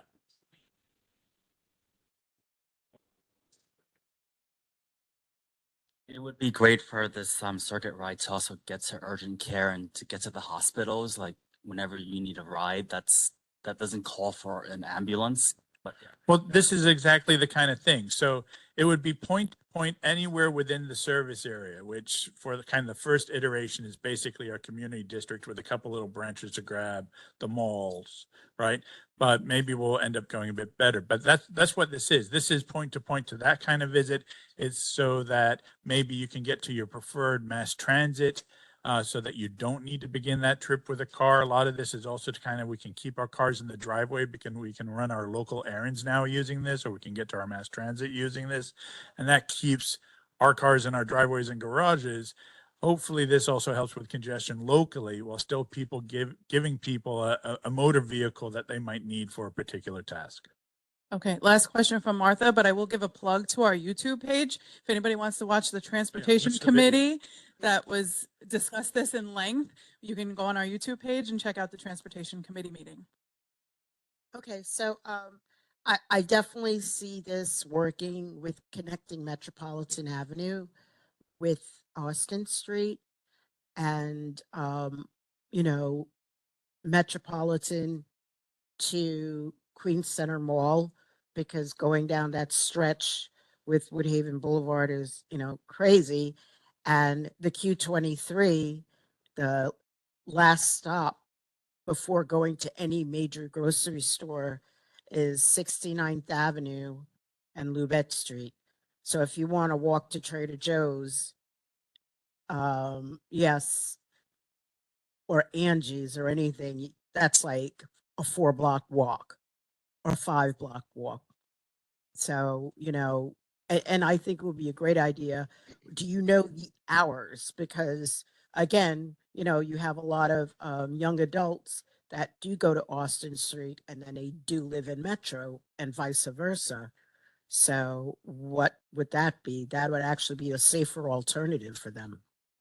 Yeah, the hours are set in stone right now, but the service hours that we pitched, I think we were taking into consideration like weekend service usage and also I think weeknights as well or weekday. Yeah. Sorry, I think just for modeling purposes, to try and get a sense of an initial, we want them to be able to come back to us with a cost, right? So initially we were looking like during the week, the focus is more sort of like on getting errands run and maybe after dinner. But then on weekends, service might start a bit later, but it would end later as well, so that people would be out a bit longer to try and capture that. It's not a replacement for Uber. It's really to try and supplement transportation right within the community to give folks, that the access to something which they might not have. And some of these vehicles also would be handicapped accessible, which has been a big issue. Accessoride often isn't, you want to schedule a Accessoride just to go to the other side of this community. It's an entire thing, right? So this would give you an option to get you just across town without having to do all that scheduling and waiting and joining in with 3 other people. So the sense I'm getting is that no one's saying don't pursue this. There's a general sense, kind of like a straw sense, we should keep doing it, guys. Is that what I'm hearing? Yeah.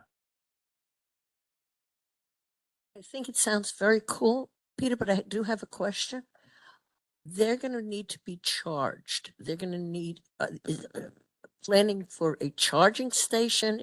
Is there a location that they're all going to be lined up being charged as this happens? What are we envisioning actually?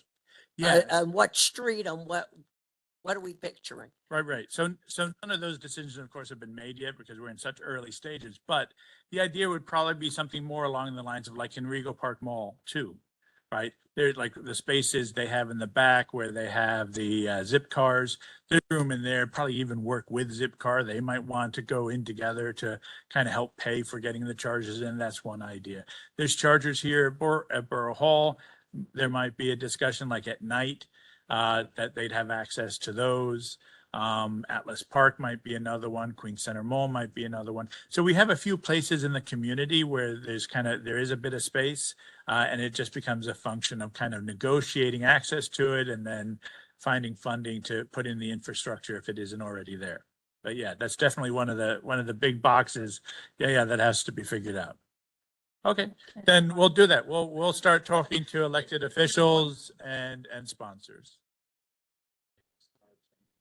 Definitely appreciate all the interest and more than happy to, take any more questions or comments afterwards. So, oh yeah, Queens Bus redesign. Yeah, so the MTA has finally finalized the Queens Bus redesign for all of Queens, and we did also discuss that in our last committee meeting, and we do have some resources to help kind of people understand the impact. Like for example, like I have a list of all the bus routes that cross it through our district, so that if that's of interest to you. But long story short, we are flagging some concerns or like thinking of concerns that we may want to raise to the MTA. But right now it doesn't seem like there's really any opportunity to change what they're doing. But we did get some real good feedback and comments from other committee members around like the current finalized redesign plan. And to add to that, the biggest change I think that's going to be felt in the community is the rerouting of the Q23. It will not be going down Austin Street. So if that is a bus that you take regularly, I would check that out. And I would reach out to Edgar and to Peter for those links so that you can check to see how your trip will look. Once the bus redesign goes into effect, it's going to be implemented into 2 phases, and we are eagerly awaiting what that plan is going to look like once the MTA has that put in place. But this will not happen immediately. It will happen over the course of the summer into the fall. Okay, next, I'm going to call up the chair of the Education and Youth Committee. Come on up, Sherry Rolnick. Who's going to talk us through. Now, each of you should have received a copy of a resolution that is being proposed by the Education Committee.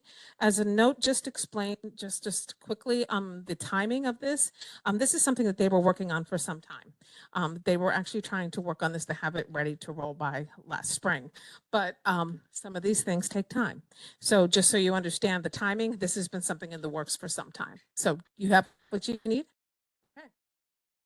And please hold all of your questions until the end, okay? Hi, everyone. My name is Sherry, and I'm the chair of the Education and Youth Committee. As Heather said, everyone should have received a copy of the resolution. So passing this resolution asks the city to provide funding for educational materials and resources for all New York City public schools. And passing it would be a valuable tool in reversing the local rise in reported incidents of anti-Semitism and hate crimes and biases against the Asian American community. Hatred is rooted in fear and a lack of education. And the events from the last number of years and the recently released data have shown that there is a lack of knowledge on both Jewish history and Asian American history and culture. This resolution would encourage New York City schools to invest time in such education and acknowledging the different backgrounds of our diverse community. I'm going to open up the floor to comments because I'm assuming everyone has read it. Are you calling people? Kendra. Okay, hold on, I'm gonna make a list. I have Kendra. Is that Pedro today?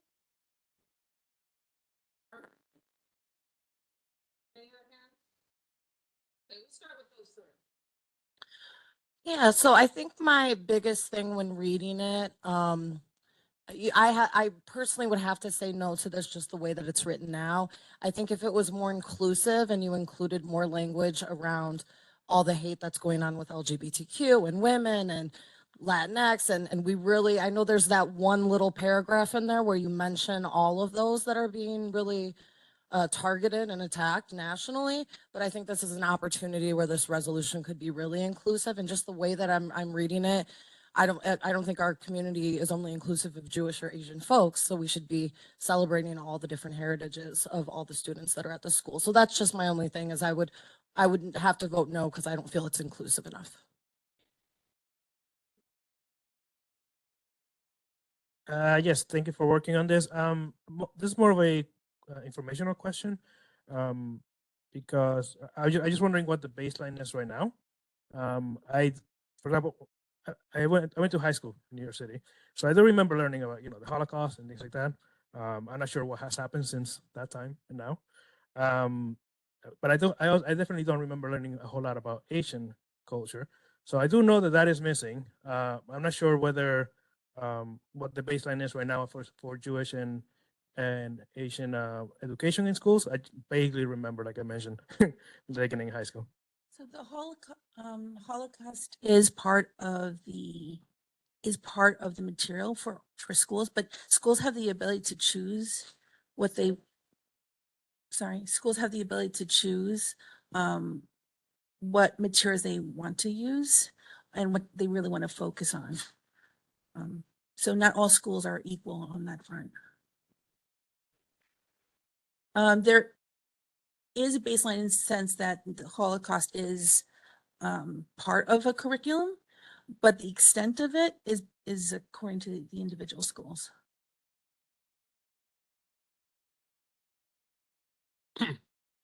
Yeah, just one of the things, from what I understand, you've been working a long time on this. So I actually pulled out a paragraph that quoted Chancellor David Banks, who's no longer chancellor. So either to change that, make it previous, or it'd be great, I think, to actually have a quote from the current chancellor. So perhaps with some of the things that've been suggested, that maybe instead of rejecting this, perhaps we can basically refer back to the committee, since you have gotten a couple, I think, substantial comments, and kind of review it, and based on the feedback that you got, and then maybe represent it. I know it's been sitting around for a while. So I guess I'm making a motion to refer back to the committee and to then incorporate some of the thoughts and suggestions that were made here tonight. So I have a motion. Okay, so who made the motion? Mark, you made the motion. Okay, and Peter, you seconded the motion. Is there any discussion to be had on the motion? Okay,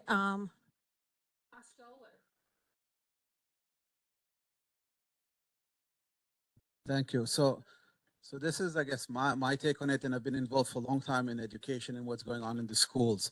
While I'm all for being as inclusive as we can, a lot of the other groups mentioned and the other months that are mentioned, Black History Month, I don't need to specify all the groups. A lot of them have been, for many years now, part of the curriculum. Asian has only recently been added about a year ago officially to the curriculum. Senator John Liu had a bill about 3 years ago, maybe, that passed, and it took a while to implement. The Jewish heritage has been less and less and less emphasized in the curriculum.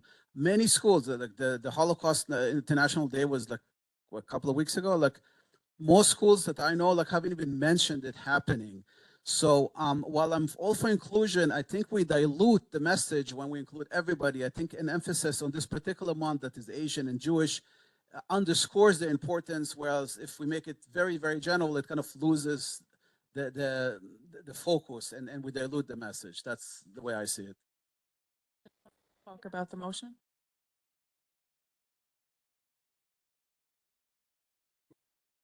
I would support referring this back to committee, and I think just on the point that was just raised, I mean, I think the important thing in the committee in revising the item is clearly to understand the fact that it would not in any way dilute what's being stated, particularly about the Jewish and the Asian community, but really just expand it in terms of that. I don't think it's a one or another thing. I think we can have both. And I think if the committee handles it, I think it can be done in that way. So I do think that that it would make sense to refer it to the committee to work on the matter, and it should not be at all considered to be any kind of anything that would derogate or slight the groups that are currently mentioned. And on that grounds, I would certainly support referring this back to committee. Can I say something? So look, all things being equal, of course, every group would be a part of this resolution, but over the past few years, not necessarily the only, but two of the most targeted groups have been Asian Americans, who have endured an 800% increase in hate crimes during COVID and after COVID, and American Jews, which has had a 300% increase in anti-Semitism in schools across the United States. In New York City alone, the first 3 months in 2024 had 96 anti-Semitic hate crimes compared to 65 of the same period for the previous year. And K through 12 schools, the incidence increased by 135%. Every group has its own month, and they have the right to be recognized as well. I'm not denying that, but I think if we want to promote those groups, then they should have their own resolutions. Okay. Sorry. Heather, I'm sorry. I'm like, I just want to respond to Mark's point regarding the paragraph with Chancellor David Banks. I would recommend just striking that entire paragraph out because chancellors turn over like constantly. Like even if it goes back to the committee, I wouldn't be like, let's put the new chancellor's name in there. Like just strike the entire paragraph. And then we're going to have to take a vote on this. Wait, Martha, well, it's about this discussion. Martha, then Edgar, Oh, thank you.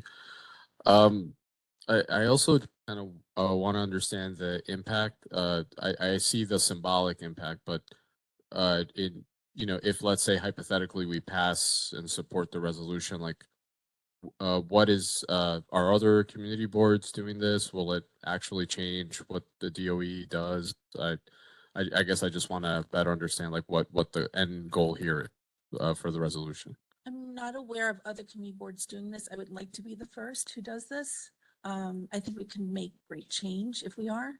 The goal is really to ask for, the goal is not just to ask, but really to follow up with DOE in New York City about providing funding for curriculum such as Hidden Voices and to expose and elucidate and educate, students beyond what they're already exposed to. It's really to provide and foster an environment that is inclusive to everybody. What I'm focusing on right now is because these two groups have been targeted more recently. It's not that, it's not a lack of inclusion. I hope that answers your question. I just wanted to make a very important comment. If you really examine the hate crimes have really skyrocketed against immigrants that are now migrants. Migrants are now immigrants, and everybody's considering just because you're of Hispanic heritage, you're now a migrant. And that's not the case. And now these groups, I think, more than ever, need to be protected, especially now since we are eliminating in a public fashion, in a national fashion, the end of racism. We don't even want to talk about it. The Gulf of Mexico is now the Gulf of America. But I think the fact that we are publicly and nationally, because the person in charge is taking away diversity, taking away equity and inclusion now more than ever, in order for, I think this is great, but it will be stronger if we include all of these marginalized groups and have the importance celebrated for why each and every single one of these groups should be respected and honored. I think that might, I'm sorry, I think that might be better as a separate resolution, where we could do a more global thing. This is really geared towards this particular month, and I think by including everybody, it's not that. I think by having everybody in this one resolution would actually weaken it and would not be as effective. But we should have a different resolution that does include everybody.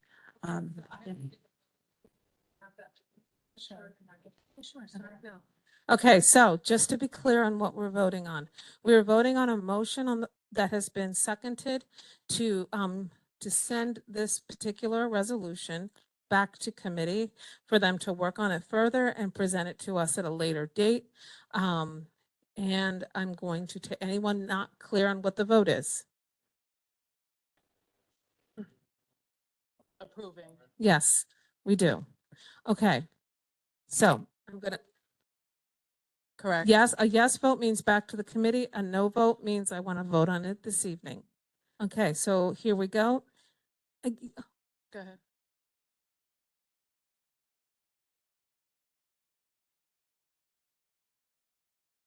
I mean, it's up to the committee, whatever they want to do. Yeah, they could come back with two. Mark, we got to take a vote, my brother. It's 10-9. I want to be, yeah. Yeah. Send it back to the committee, let the committee discuss it. People who have feelings, watch for the committee meeting and attend, and you can come up with a resolution. I don't think we should come up with a resolution among the 40 of us here. And if anybody has additional comments that they weren't able to share, you could always email them to me and I can forward them to Sherry to review them as well. Okay. Thank you all. First, Edgar Fonseca. Yes. Correct. Yeah. Robert Ash. Yes. Julia Fabula. Okay. Anicia. She's not here. Yes. Salwa Baida. Yes.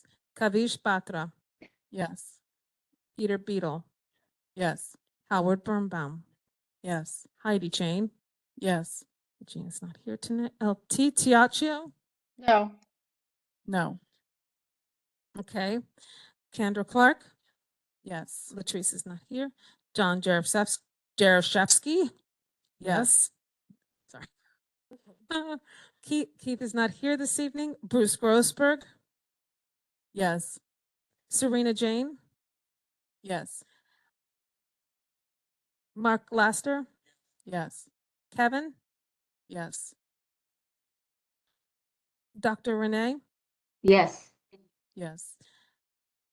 Saba, Yes. Natalie, Yes. Jessica, Yes. Joy, Yes. Diana, Yes. Pedro, Yes. Sherry. No. Okay. Matt Sultan, No. Gladys Sandoval, Yes. David Chance, Yes. Herb, Amit. Oh, he's not here. Eugene, and Jean. Yes. Jean's not here. Oh, okay. So no, and Martha Tucker, What? Yes. and Eugene was a yes, right? Okay, Yes. sorry. Brentley, Yes. Effie, No. and I'm going to be a yes. Yes. And Diana's changing her vote to a no. Diana, you're changing to a no. Diana, let me find you. Just give me 2 shakes. The yeses have it, but I want to make sure I have Diana's vote. So what will happen at this point is this will be added to an agenda at an upcoming meeting.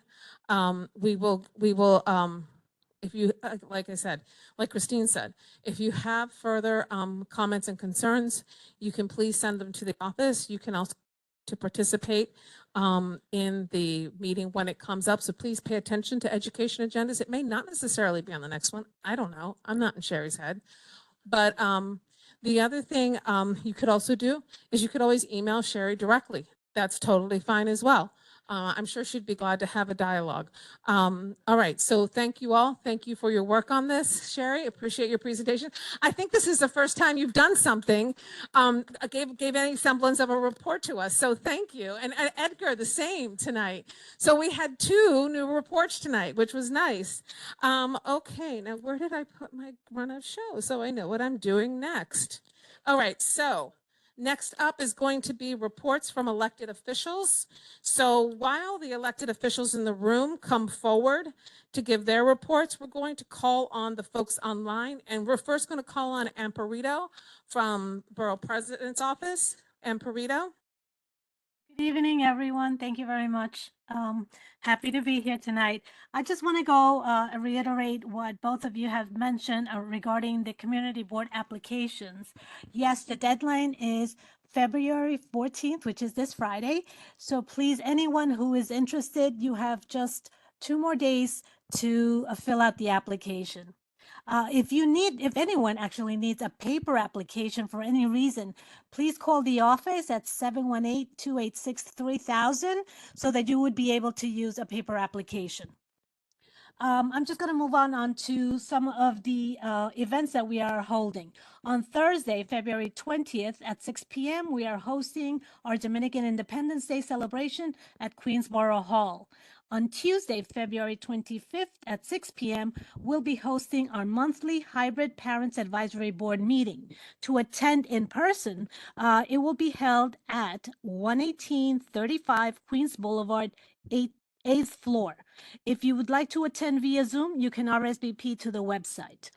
On Wednesday, February 26th at 6 p.m., we will be hosting our Black History Month celebration at Queensboro Hall.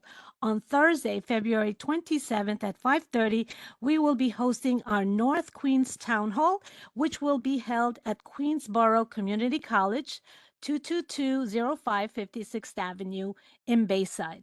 You can RSVP to all of these events at queensbp.nyc.gov. And if you have any concerns or questions, you could always reach me at 718-286-3077 or at my email arosero@queensbp.nyc.gov. Thank you, and wishing everyone a happy Valentine's Day. Thank you. Thank you so much, Amparito. Do we have Javier? Yes, can you hear me? Yes. Okay. So I just have a quick 2 announcements. Since November 2020, oh, I'm sorry, actually, this is the wrong one. The DA's office, in conjunction with the New York City Sheriff's Office, shut down another unlicensed cannabis shop. This one was located in Forest Hills on Queens Boulevard, just steps away from a middle school. On site, law enforcement confiscated 30 pounds of marijuana, hundreds of packages of cannabis gummies, and flavored vapes, including THC vapes and other products. The seized items alone had a value of more than $38,000. Since November 2022, the DA's enforcement actions with our law enforcement colleagues have resulted in the prosecution of more than 400 individuals charged with felony-related sale or possession of cannabis or illegal cannabis or other controlled substances in Queens. The DA is committed to continuing this initiative to shut down illegal cannabis shops to protect children and adults from consuming products that may not be safe. If anyone has any sites that they want to report, as always, you can email me or you can email the board, and then they'll forward it to me. We have a tip line, so feel free to contact me whenever. And then just for events, we have our Black History Month celebration coming up next Wednesday, the 19th at Black Spectrum Theater on Baisley Boulevard. Refreshments will be served at 5 and the program begins at 6. Thank you, everyone, and have a great rest of your night. Javier, thank you so much for that update on the shop on Queens Boulevard. We greatly appreciate that and the work that was done to get that done. course, So yeah. thank you.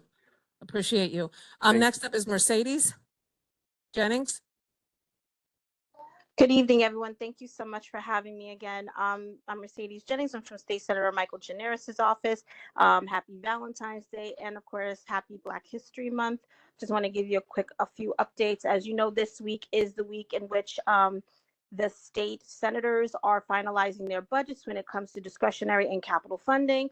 The senator is currently trying to finalize that with the governor.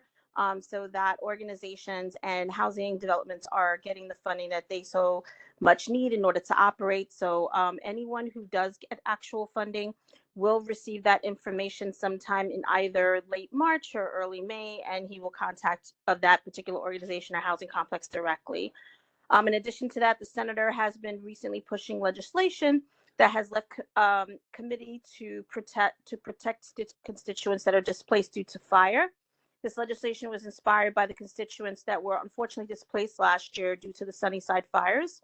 The legislation would have landlords pay the rents of their tenants that are displaced by fire until the repairs are made in the apartments and make them habitable again for tenants to return. This legislation is gaining a lot of traction in both the Senate and simultaneously in the State Assembly. I'll keep everyone posted concerning this legislation as next month's meeting. Last Saturday, the Center celebrated Lunar New Year at Moore Hempstead Playground. Senate staff tabled and provided resources information about our offices to our constituents to attend. Our office is currently working to finalize Real ID DMV events in the district. We're hoping to do about 4 of them. By next month's meeting, I'll be able to announce when they will be, and all constituents from Community Board 6 are welcome to attend to get their Real IDs before May of 2025, when it's going to be implemented to attend federal buildings as well as fly domestically. It's better to go there than to have to deal with the DMV process itself. So definitely look out for that information. I will definitely send it to the Community Board 6 once we finalize those dates with our flyers. And again, continue to see our office as a resource and support. We're located at 4502 Ditmars Boulevard, Astoria, New York. Our phone number is 718-728-0960. Thank you so much again for having me. Take care. Enjoy your day, your evening. Thank you so much. Christine, is that all that's online? Okay, then you guys in the room, take it away. Hey everybody, I'm Kevin McAleer from Councilmember Lynn Shulman's office. It's not just winter, it's also budget season. I am drowning in budget meetings. That being said, if you have any priorities as to what our city ought to be funding, please feel free to email our office. You know where to find us at district29@council.nyc.gov. I may be drowning in budget meetings, but I still want to hear from you. I will survive, don't worry. And secondly, even though it's February, we're already thinking about March, which is Women's History Month. And this March, the council member will be honoring 4 women from the district. To spotlight women of distinction, she's asking residents across the district to participate in nominating a woman who they believe deserves to be highlighted. prominent women. This can include community activists, business owners, school teachers, administrators, clergy, artists, women who contribute in all sorts of ways to their neighborhoods. They often go unrecognized, and this is our chance to publicly thank them. Please feel free to again email our office at district29@council.nyc.gov to get the nomination form, and we can send that link right over to you. I personally wanted to nominate Ella Fitzgerald, but unfortunately she never lived here and she's no longer alive, but c'est la vie. Besides that, the names of community nominees must be submitted by March 10th. Besides that, yeah, I am done. Thank you so much. Have a good night, everybody. Pass the mic. Hi, everybody. Oh. Hi, I'm Jessica Rosario from Senator Ramos's office. I'm here on behalf of our district director, Sandro Navarro, who's usually here. So a few things to highlight. For one, our most upcoming event, I'd say, is using the senator's funds. The Queens Public Library is hosting an adult and pediatric first aid, CPR, and AED course with certification. So if you go and you attend the entire training, you will be certified for 2 years, and it is completely free. It is in Corona, but I just wanted to highlight it in case anyone was interested, because these are usually something that you pay for, and this would be free and open to the community. I didn't see anything. I would reach out. It says pre-registration is required, so I would reach out to the Corona Library. It is Saturday, February 22nd at 11 a.m. in their meeting room.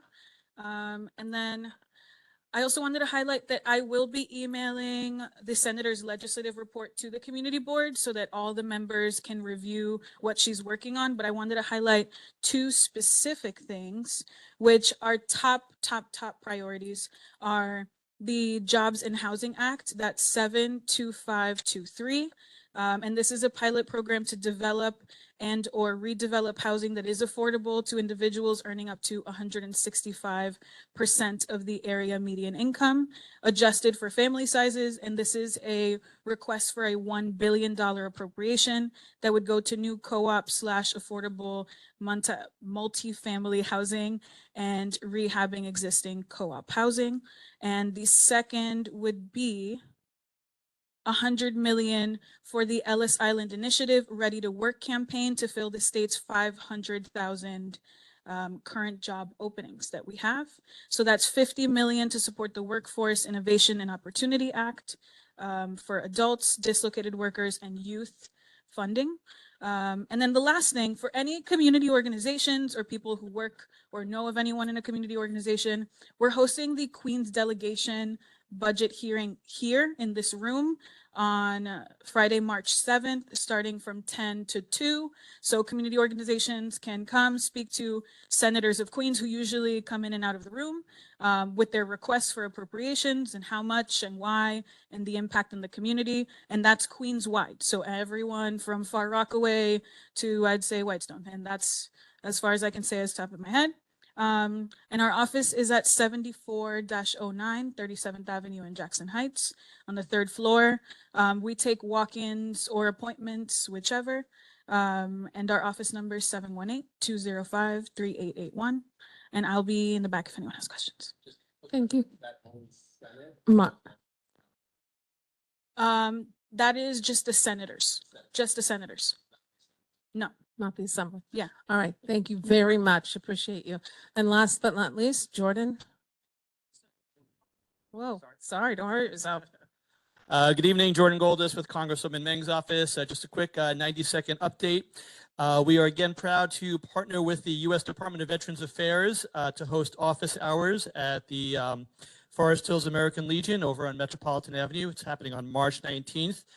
This will provide local veterans the opportunity to ask the VA representative questions, deal with any issues they have that are pending, file claims, benefit claims, etc. So again, that's March 19th.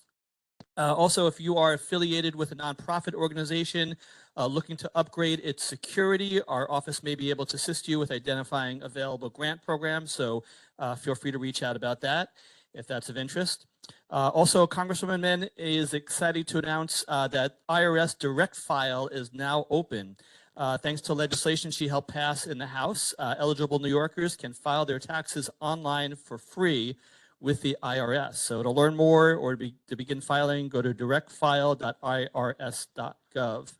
And lastly, we are pleased to announce that a bill was signed last month that will extend access to Social Security benefits. This was a bill that President Biden signed, one of the final bills that he signed before he left office last month. It repeals 2 federal rules that reduce Social Security benefits for public servants, such as teachers, nurses, firefighters, and other government public servants. So now over 35,000 New Yorkers will earn their full benefits. That is my list. See you next month, and always feel free to reach out. Are there any questions? Hold on. Ed, okay, hold on. I got a couple hands here. I got Edgar, I got Kevin. Yeah. I just wanted to say a thank you to your office. We had a couple of incidents in the neighborhood Collection of boxes. Yeah. right collection boxes being stolen, and your office got new locks put on, which I think is really helping. So thank you. Thank you. Yes, I was going to announce that next month, but yes, thank you, Heidi, for reaching out about that. There were 4 relay boxes in around Forest Hills. Relay boxes are those green boxes that are next to the blue collection boxes. Those 4 were actually had the locks broken and the doors were open. We believe mail was stolen from there, so we'd reached out to the Postal Service and got those replaced. So more details to come on that. Oh, hi. Probably like many people, I've been reading a lot of current events and on the federal level that are very concerning. Does the Congresswoman have any plans of articulating the negative impact that may have in terms of federal funding or services in our community? Yeah, we put out some statements. If you go on our social media pages, you could see them, or on our website. There was a lot of concern and confusion, obviously, 2 weeks ago when the announcement was made about the freeze in federal funding. But yeah, you could just go on our site and we have that addressed. Hi, this is Kevin Lee. This is a question for Mercedes, actually. And I'll take the answers offline and maybe we can go through the community board office through Christine. Regarding the fire, what happens? It's 3 questions. What if the fire is due to the fault of the tenants? Question number 2, are the tenant and owner required to purchase insurance for fire? Question 3 is, what if the landlord cannot afford to pay that rent while they're repairing the home? All right, thank you so much. I think you're okay with us? Yes, I'm okay. She's gonna probably have to run some of that down. Good questions, though, solid.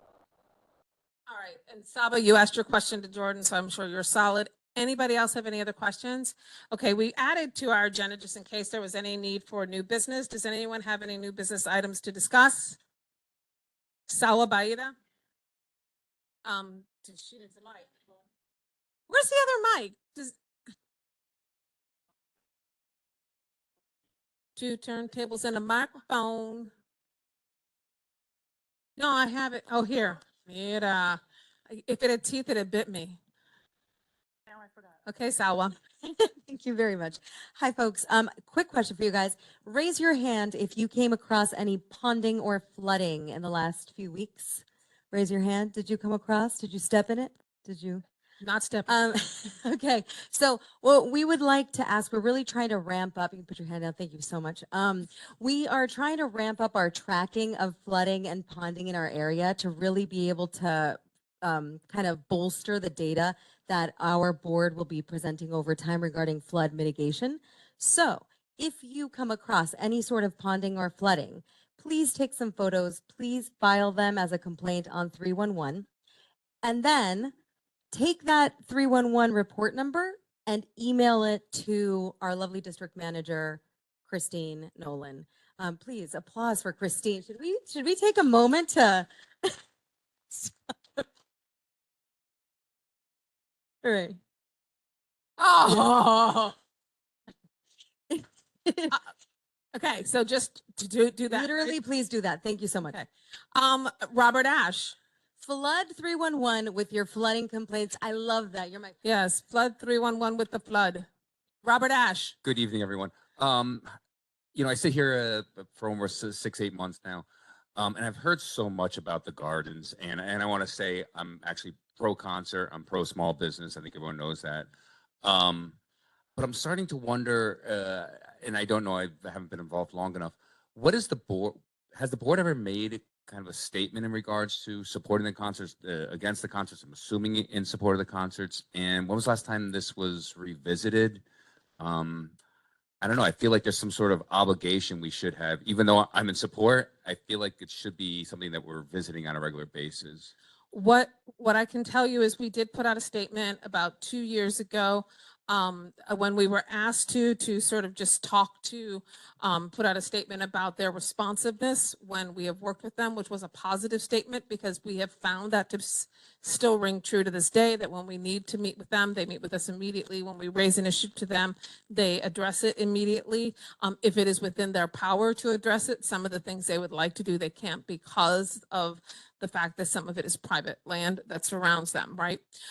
We do continue to, as we are invited, participate in roundtables with elected officials. We were at a roundtable in December with elected officials and key stakeholders within the community to talk about this issue and to see sort of where we're at. We anticipate probably another one of those sometime in the spring.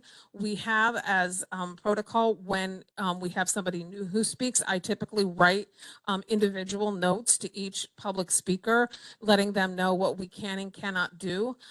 Part of our challenge as a board is that they are so consistently tied up in litigation that we have to be very careful where we step because we are a city agency. So we have to tread carefully. One of the things we are looking to do is to have our Consumer Affairs Committee do a tour of the stadium at some point so that they can ask them some of the key questions. We are continuing to reach out to the DEP to get a better idea on these findings. We have a lot of numbers that are getting thrown around in this room, and we need to verify if they're actual and factual. And so we have been trying to stay on top of this as much as we can, understanding that our capacity is a little limited in that, you know, part of what we're being asked to do is to tell a business how to run their business. Now, if they are in violation, we always jump in if we're alerted to such a thing. And we have reached out to DEP to get a better understanding. The noise ordinance, the noise code is very intricate and layered. There is a different statute of what is acceptable when you're outside versus inside. And so when they're talking about these violations, it is what's being heard inside an apartment. So we hear a lot of discussion here about, oh, well, I'm outside and it doesn't sound so terrible, but when you're inside, and sound is, as I'm sure, Robert, you know, from all the street fairs that you've done, sound is not our friend. And especially here, when we live in such a hilly community and so many tall buildings, sound likes to bounce and ping pong. So we know that they are trying to address that.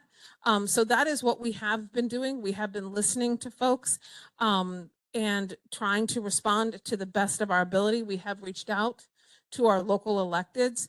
But I would say over the course of the year, we've been probably in the last 12 months, we've been in at least 4 different meetings with stakeholders all the way up to the mayor's office. Do you have anything to add, Christine? Just quickly, I just want to add that one thing that when people come here and ask us to do all sorts of things, a lot of the permits that are given to the Forest Hills Stadium are not given obviously by the community board. We're an advisory agency. It's above us. So, you know, they're given by the mayor's office, you know, they're given by the NYPD. So when they say don't give them a permit, that's not within our scope. So we can really just respond to complaints that we receive. And, you know, if there is a complaint of noise, you know, we will send it to DEP. They'll go out and inspect it. But as far as getting involved in the permits that are issued or anything like that, they're, you know, it's private property. Their permits come from, you know, the mayor's office and, you know, very high up in the NYPD. So there's not a whole lot that the community board can do to prevent that. Robert, Serena, let me follow up with Robert and then we'll hop to you. Is that okay? Does he have a mic? Oh, Gladys, okay, hold on. Let's finish up with Robert. Then we'll go Serena, and then we'll go to Gladys. No, it's okay. Are, okay, go ahead. Sorry, guys. I try not to speak too much because I want to move things along. It's fine. I understand that, that all this permits really are way above us. We are an advisory committee, and so I just think we Yeah. do have an obligation to at least revisit this in some way. Yeah. It's our hands are tied, but we are allegedly their voice, and I think they're coming here because we're supposed to be their voice. And I'm saying all this while I disagree with them. No, that's fair enough. Okay, what Serena was next. Oh, Gladys was first? Okay, and then Serena, It's a follow-up question to Robert since you brought it up. and then Camper. He said we always have them coming in here and speaking to us and presenting signatures collected and other things. What percentage is this group representing? How many people actually live in that area that are affected? Because if they said we collected 200 signatures, is it 200 out of 300 or is it 200 out of 1,000? So I think that's also something that I would like to know because yes, they're vocal, they're coming, but are they really the full voice of that community that's being, according to them, affected? The people who should be really looking at these should be elected officials, because the other thing, and Gladys, you know this because you've petitioned yourself, right? You know how important it is to make sure that each one of these people that are signing this actually live in district, that it's not multiple signatures, and that it's not like, I'm not saying that they're falsifying anything at all, but there's a reason why all of petitions for local running for office get scrutinized, and we just don't have the capacity, and that is not our role. That's why if they need to, they should go to their elected official and surrender them the petitions.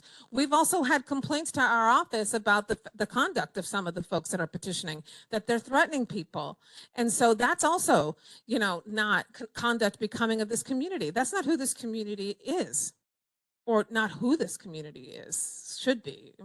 I'm not Englishing well. Okay, so next is Serena. So I don't know how to ask this, or what to say. I'm just gonna say it. and Just say it. Makes sense. Piggybacking off of what Robert said, and I'm just gonna be vulnerable.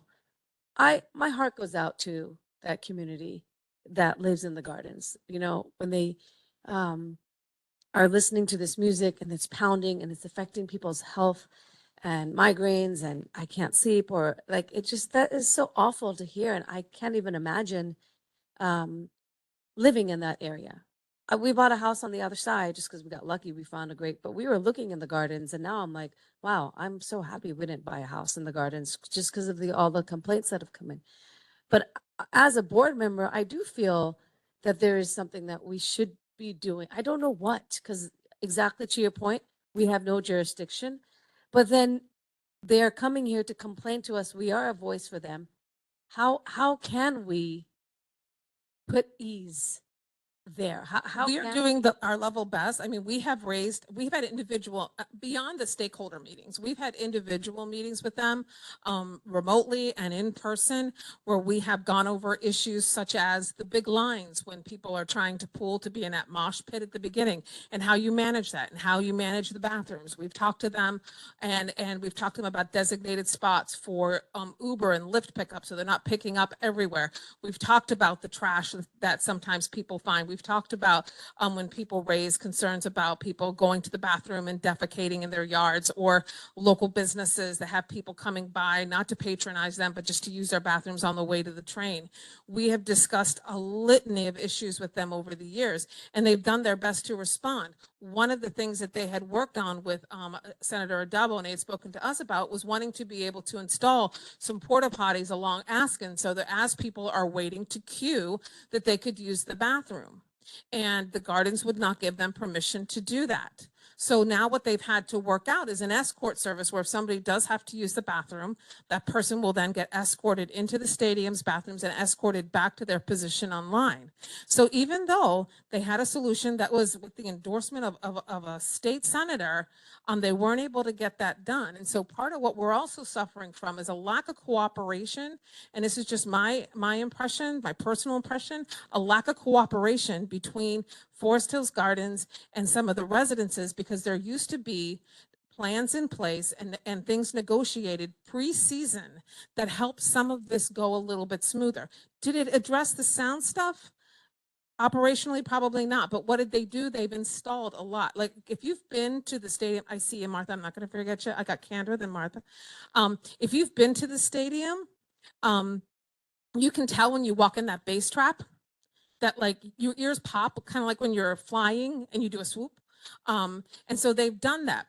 What they're trying to figure out now is some of the sound that's bouncing. So like I experienced it when my husband and I were leaving a concert one night, and we could hear it louder down on Yellow than we did when we were up at the stadium. And that's part and parcel to it whacking off a building. And so they got to come up with solutions that are also going to involve other buildings in the community. So this is sort of an all hands on deck. So I appreciate your urgency, and I applaud your sympathy and empathy for those neighbors. And we are doing our level best to raise every concern that comes to this meeting, and we do kick it back to them. I was just in touch with them today and told them that we're going to have some more concerns for tomorrow. Yes, ma'am. All right. I love that. Thank you. Kendra, then Martha. Yeah, I'll just add real quick. You talked a little bit about doing a site visit or doing some kind of Would you like to video. attend? Well, I was saying you should also video some of this stuff, because I'm an avid concert goer, and just some of the complaints I'm sure were valid back then, but like the defecating and the trash, it's hard when you're there and you see it though, like you see those things, and then so just to like clarify like what's really the problems now. I know sound is, and then what maybe were problems before that they have already mitigated, but we're still hearing complaints about. Yeah. Right. Just know we're going out of our way. Like I have in the summer, I go down there at 7:30 in the morning sometimes and walk around just to see what got left. Because if you're trying to clean up at night, you're going to miss stuff. So I will go out and go walking all around the stadium and at the blocks around sometimes to see. And I don't see a whole lot. What I do see is their teams that are out, that they actually have out in the morning doing cleanup, because they actually do have a morning crew, which I didn't know about. So there is that as well. So again, we are trying our best. Martha. I actually live very close by, and I've lived there, I mean, over 20 something years. And in the beginning, it was loud and crazy and unregulated. As we listened to the neighborhoods, we did the stadium address the concerns, and it is like 90% better. It really is. I actually have videos to show how smooth the transition is from leaving. I have videos to show you can even hardly hear the crowd going home. I walk and I mean, it's so peaceful. There is nobody throwing up. There is no urination. There's no defecation. None of that happens. In the beginning, when there wasn't a security guard, when there wasn't proper lighting, that was the case. As of 5 years ago, that is not happening. And you can't hear it. You really can't. I mean, they say that the walls are shaking and you have migraines. I mean, that's really not the case where the houses are. Maybe the apartments directly across, I can understand, but where the houses are, the individual houses, nothing. And just to be clear, some of the things that we've been made aware of when we've raised noise complaints is that there have been times when the stadium folks have even gone in and installed in certain apartments blackout curtains. The stadium has at cost installed double pane windows. I know that they've been trying to work with people who have special needs that might need to get out if a street is blocked, and that they would liaise with them. They have sort of a bat line. Is that bat signal that they sort of use for folks who need that special access. So here's what we can do. Christine and I, as a part of our reporting, when there have been results, when there have been meetings and developments, we can report back at our monthly meeting on this. When we do get that scheduled in the spring, because I don't know about you, but I'm not walking around the stadium in this weather right now. But in the spring, when we get that scheduled with them, we can open it up to the board. You can come and ask your questions. They can handle it. They can handle the tough questions. Don't be afraid. But most definitely, continue to reach out to us if you have questions. Continue to be a good listener to our community as they're frustrated. I've also heard other people in the community who get upset and say, we're tired of a small part of the community telling us we can't have something that we all really love. So there's also that side too. So I just think we need to listen broadly to the community and measure wisely. And we'll continue to keep you updated. And I really appreciate, Robert, you kicking off this discussion tonight. I really do. No. I'm being sincere. I'm being sincere. Yeah, 30 minutes later. Sorry, y'all. That's okay. Heather, can I just Christine. mention one more thing that Yes, ma'am. we have been working on, and we're going to try to schedule is we would like the DEP to come to a committee meeting, maybe one of Matt's committee meetings, and just talk about the noise code, because people come here and they say,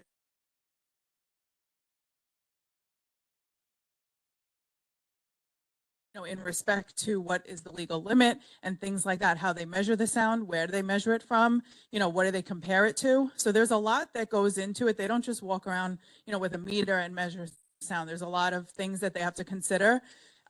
So I think that's something that could be useful as well, that when people are talking to us, they know what, we know a little bit more about what they're saying. So we haven't been able to get DEP to commit to that yet, but we are working on it. So hopefully sometime in the coming months, we'll be able to get that under control as well. I will encourage you all to come to committee meetings.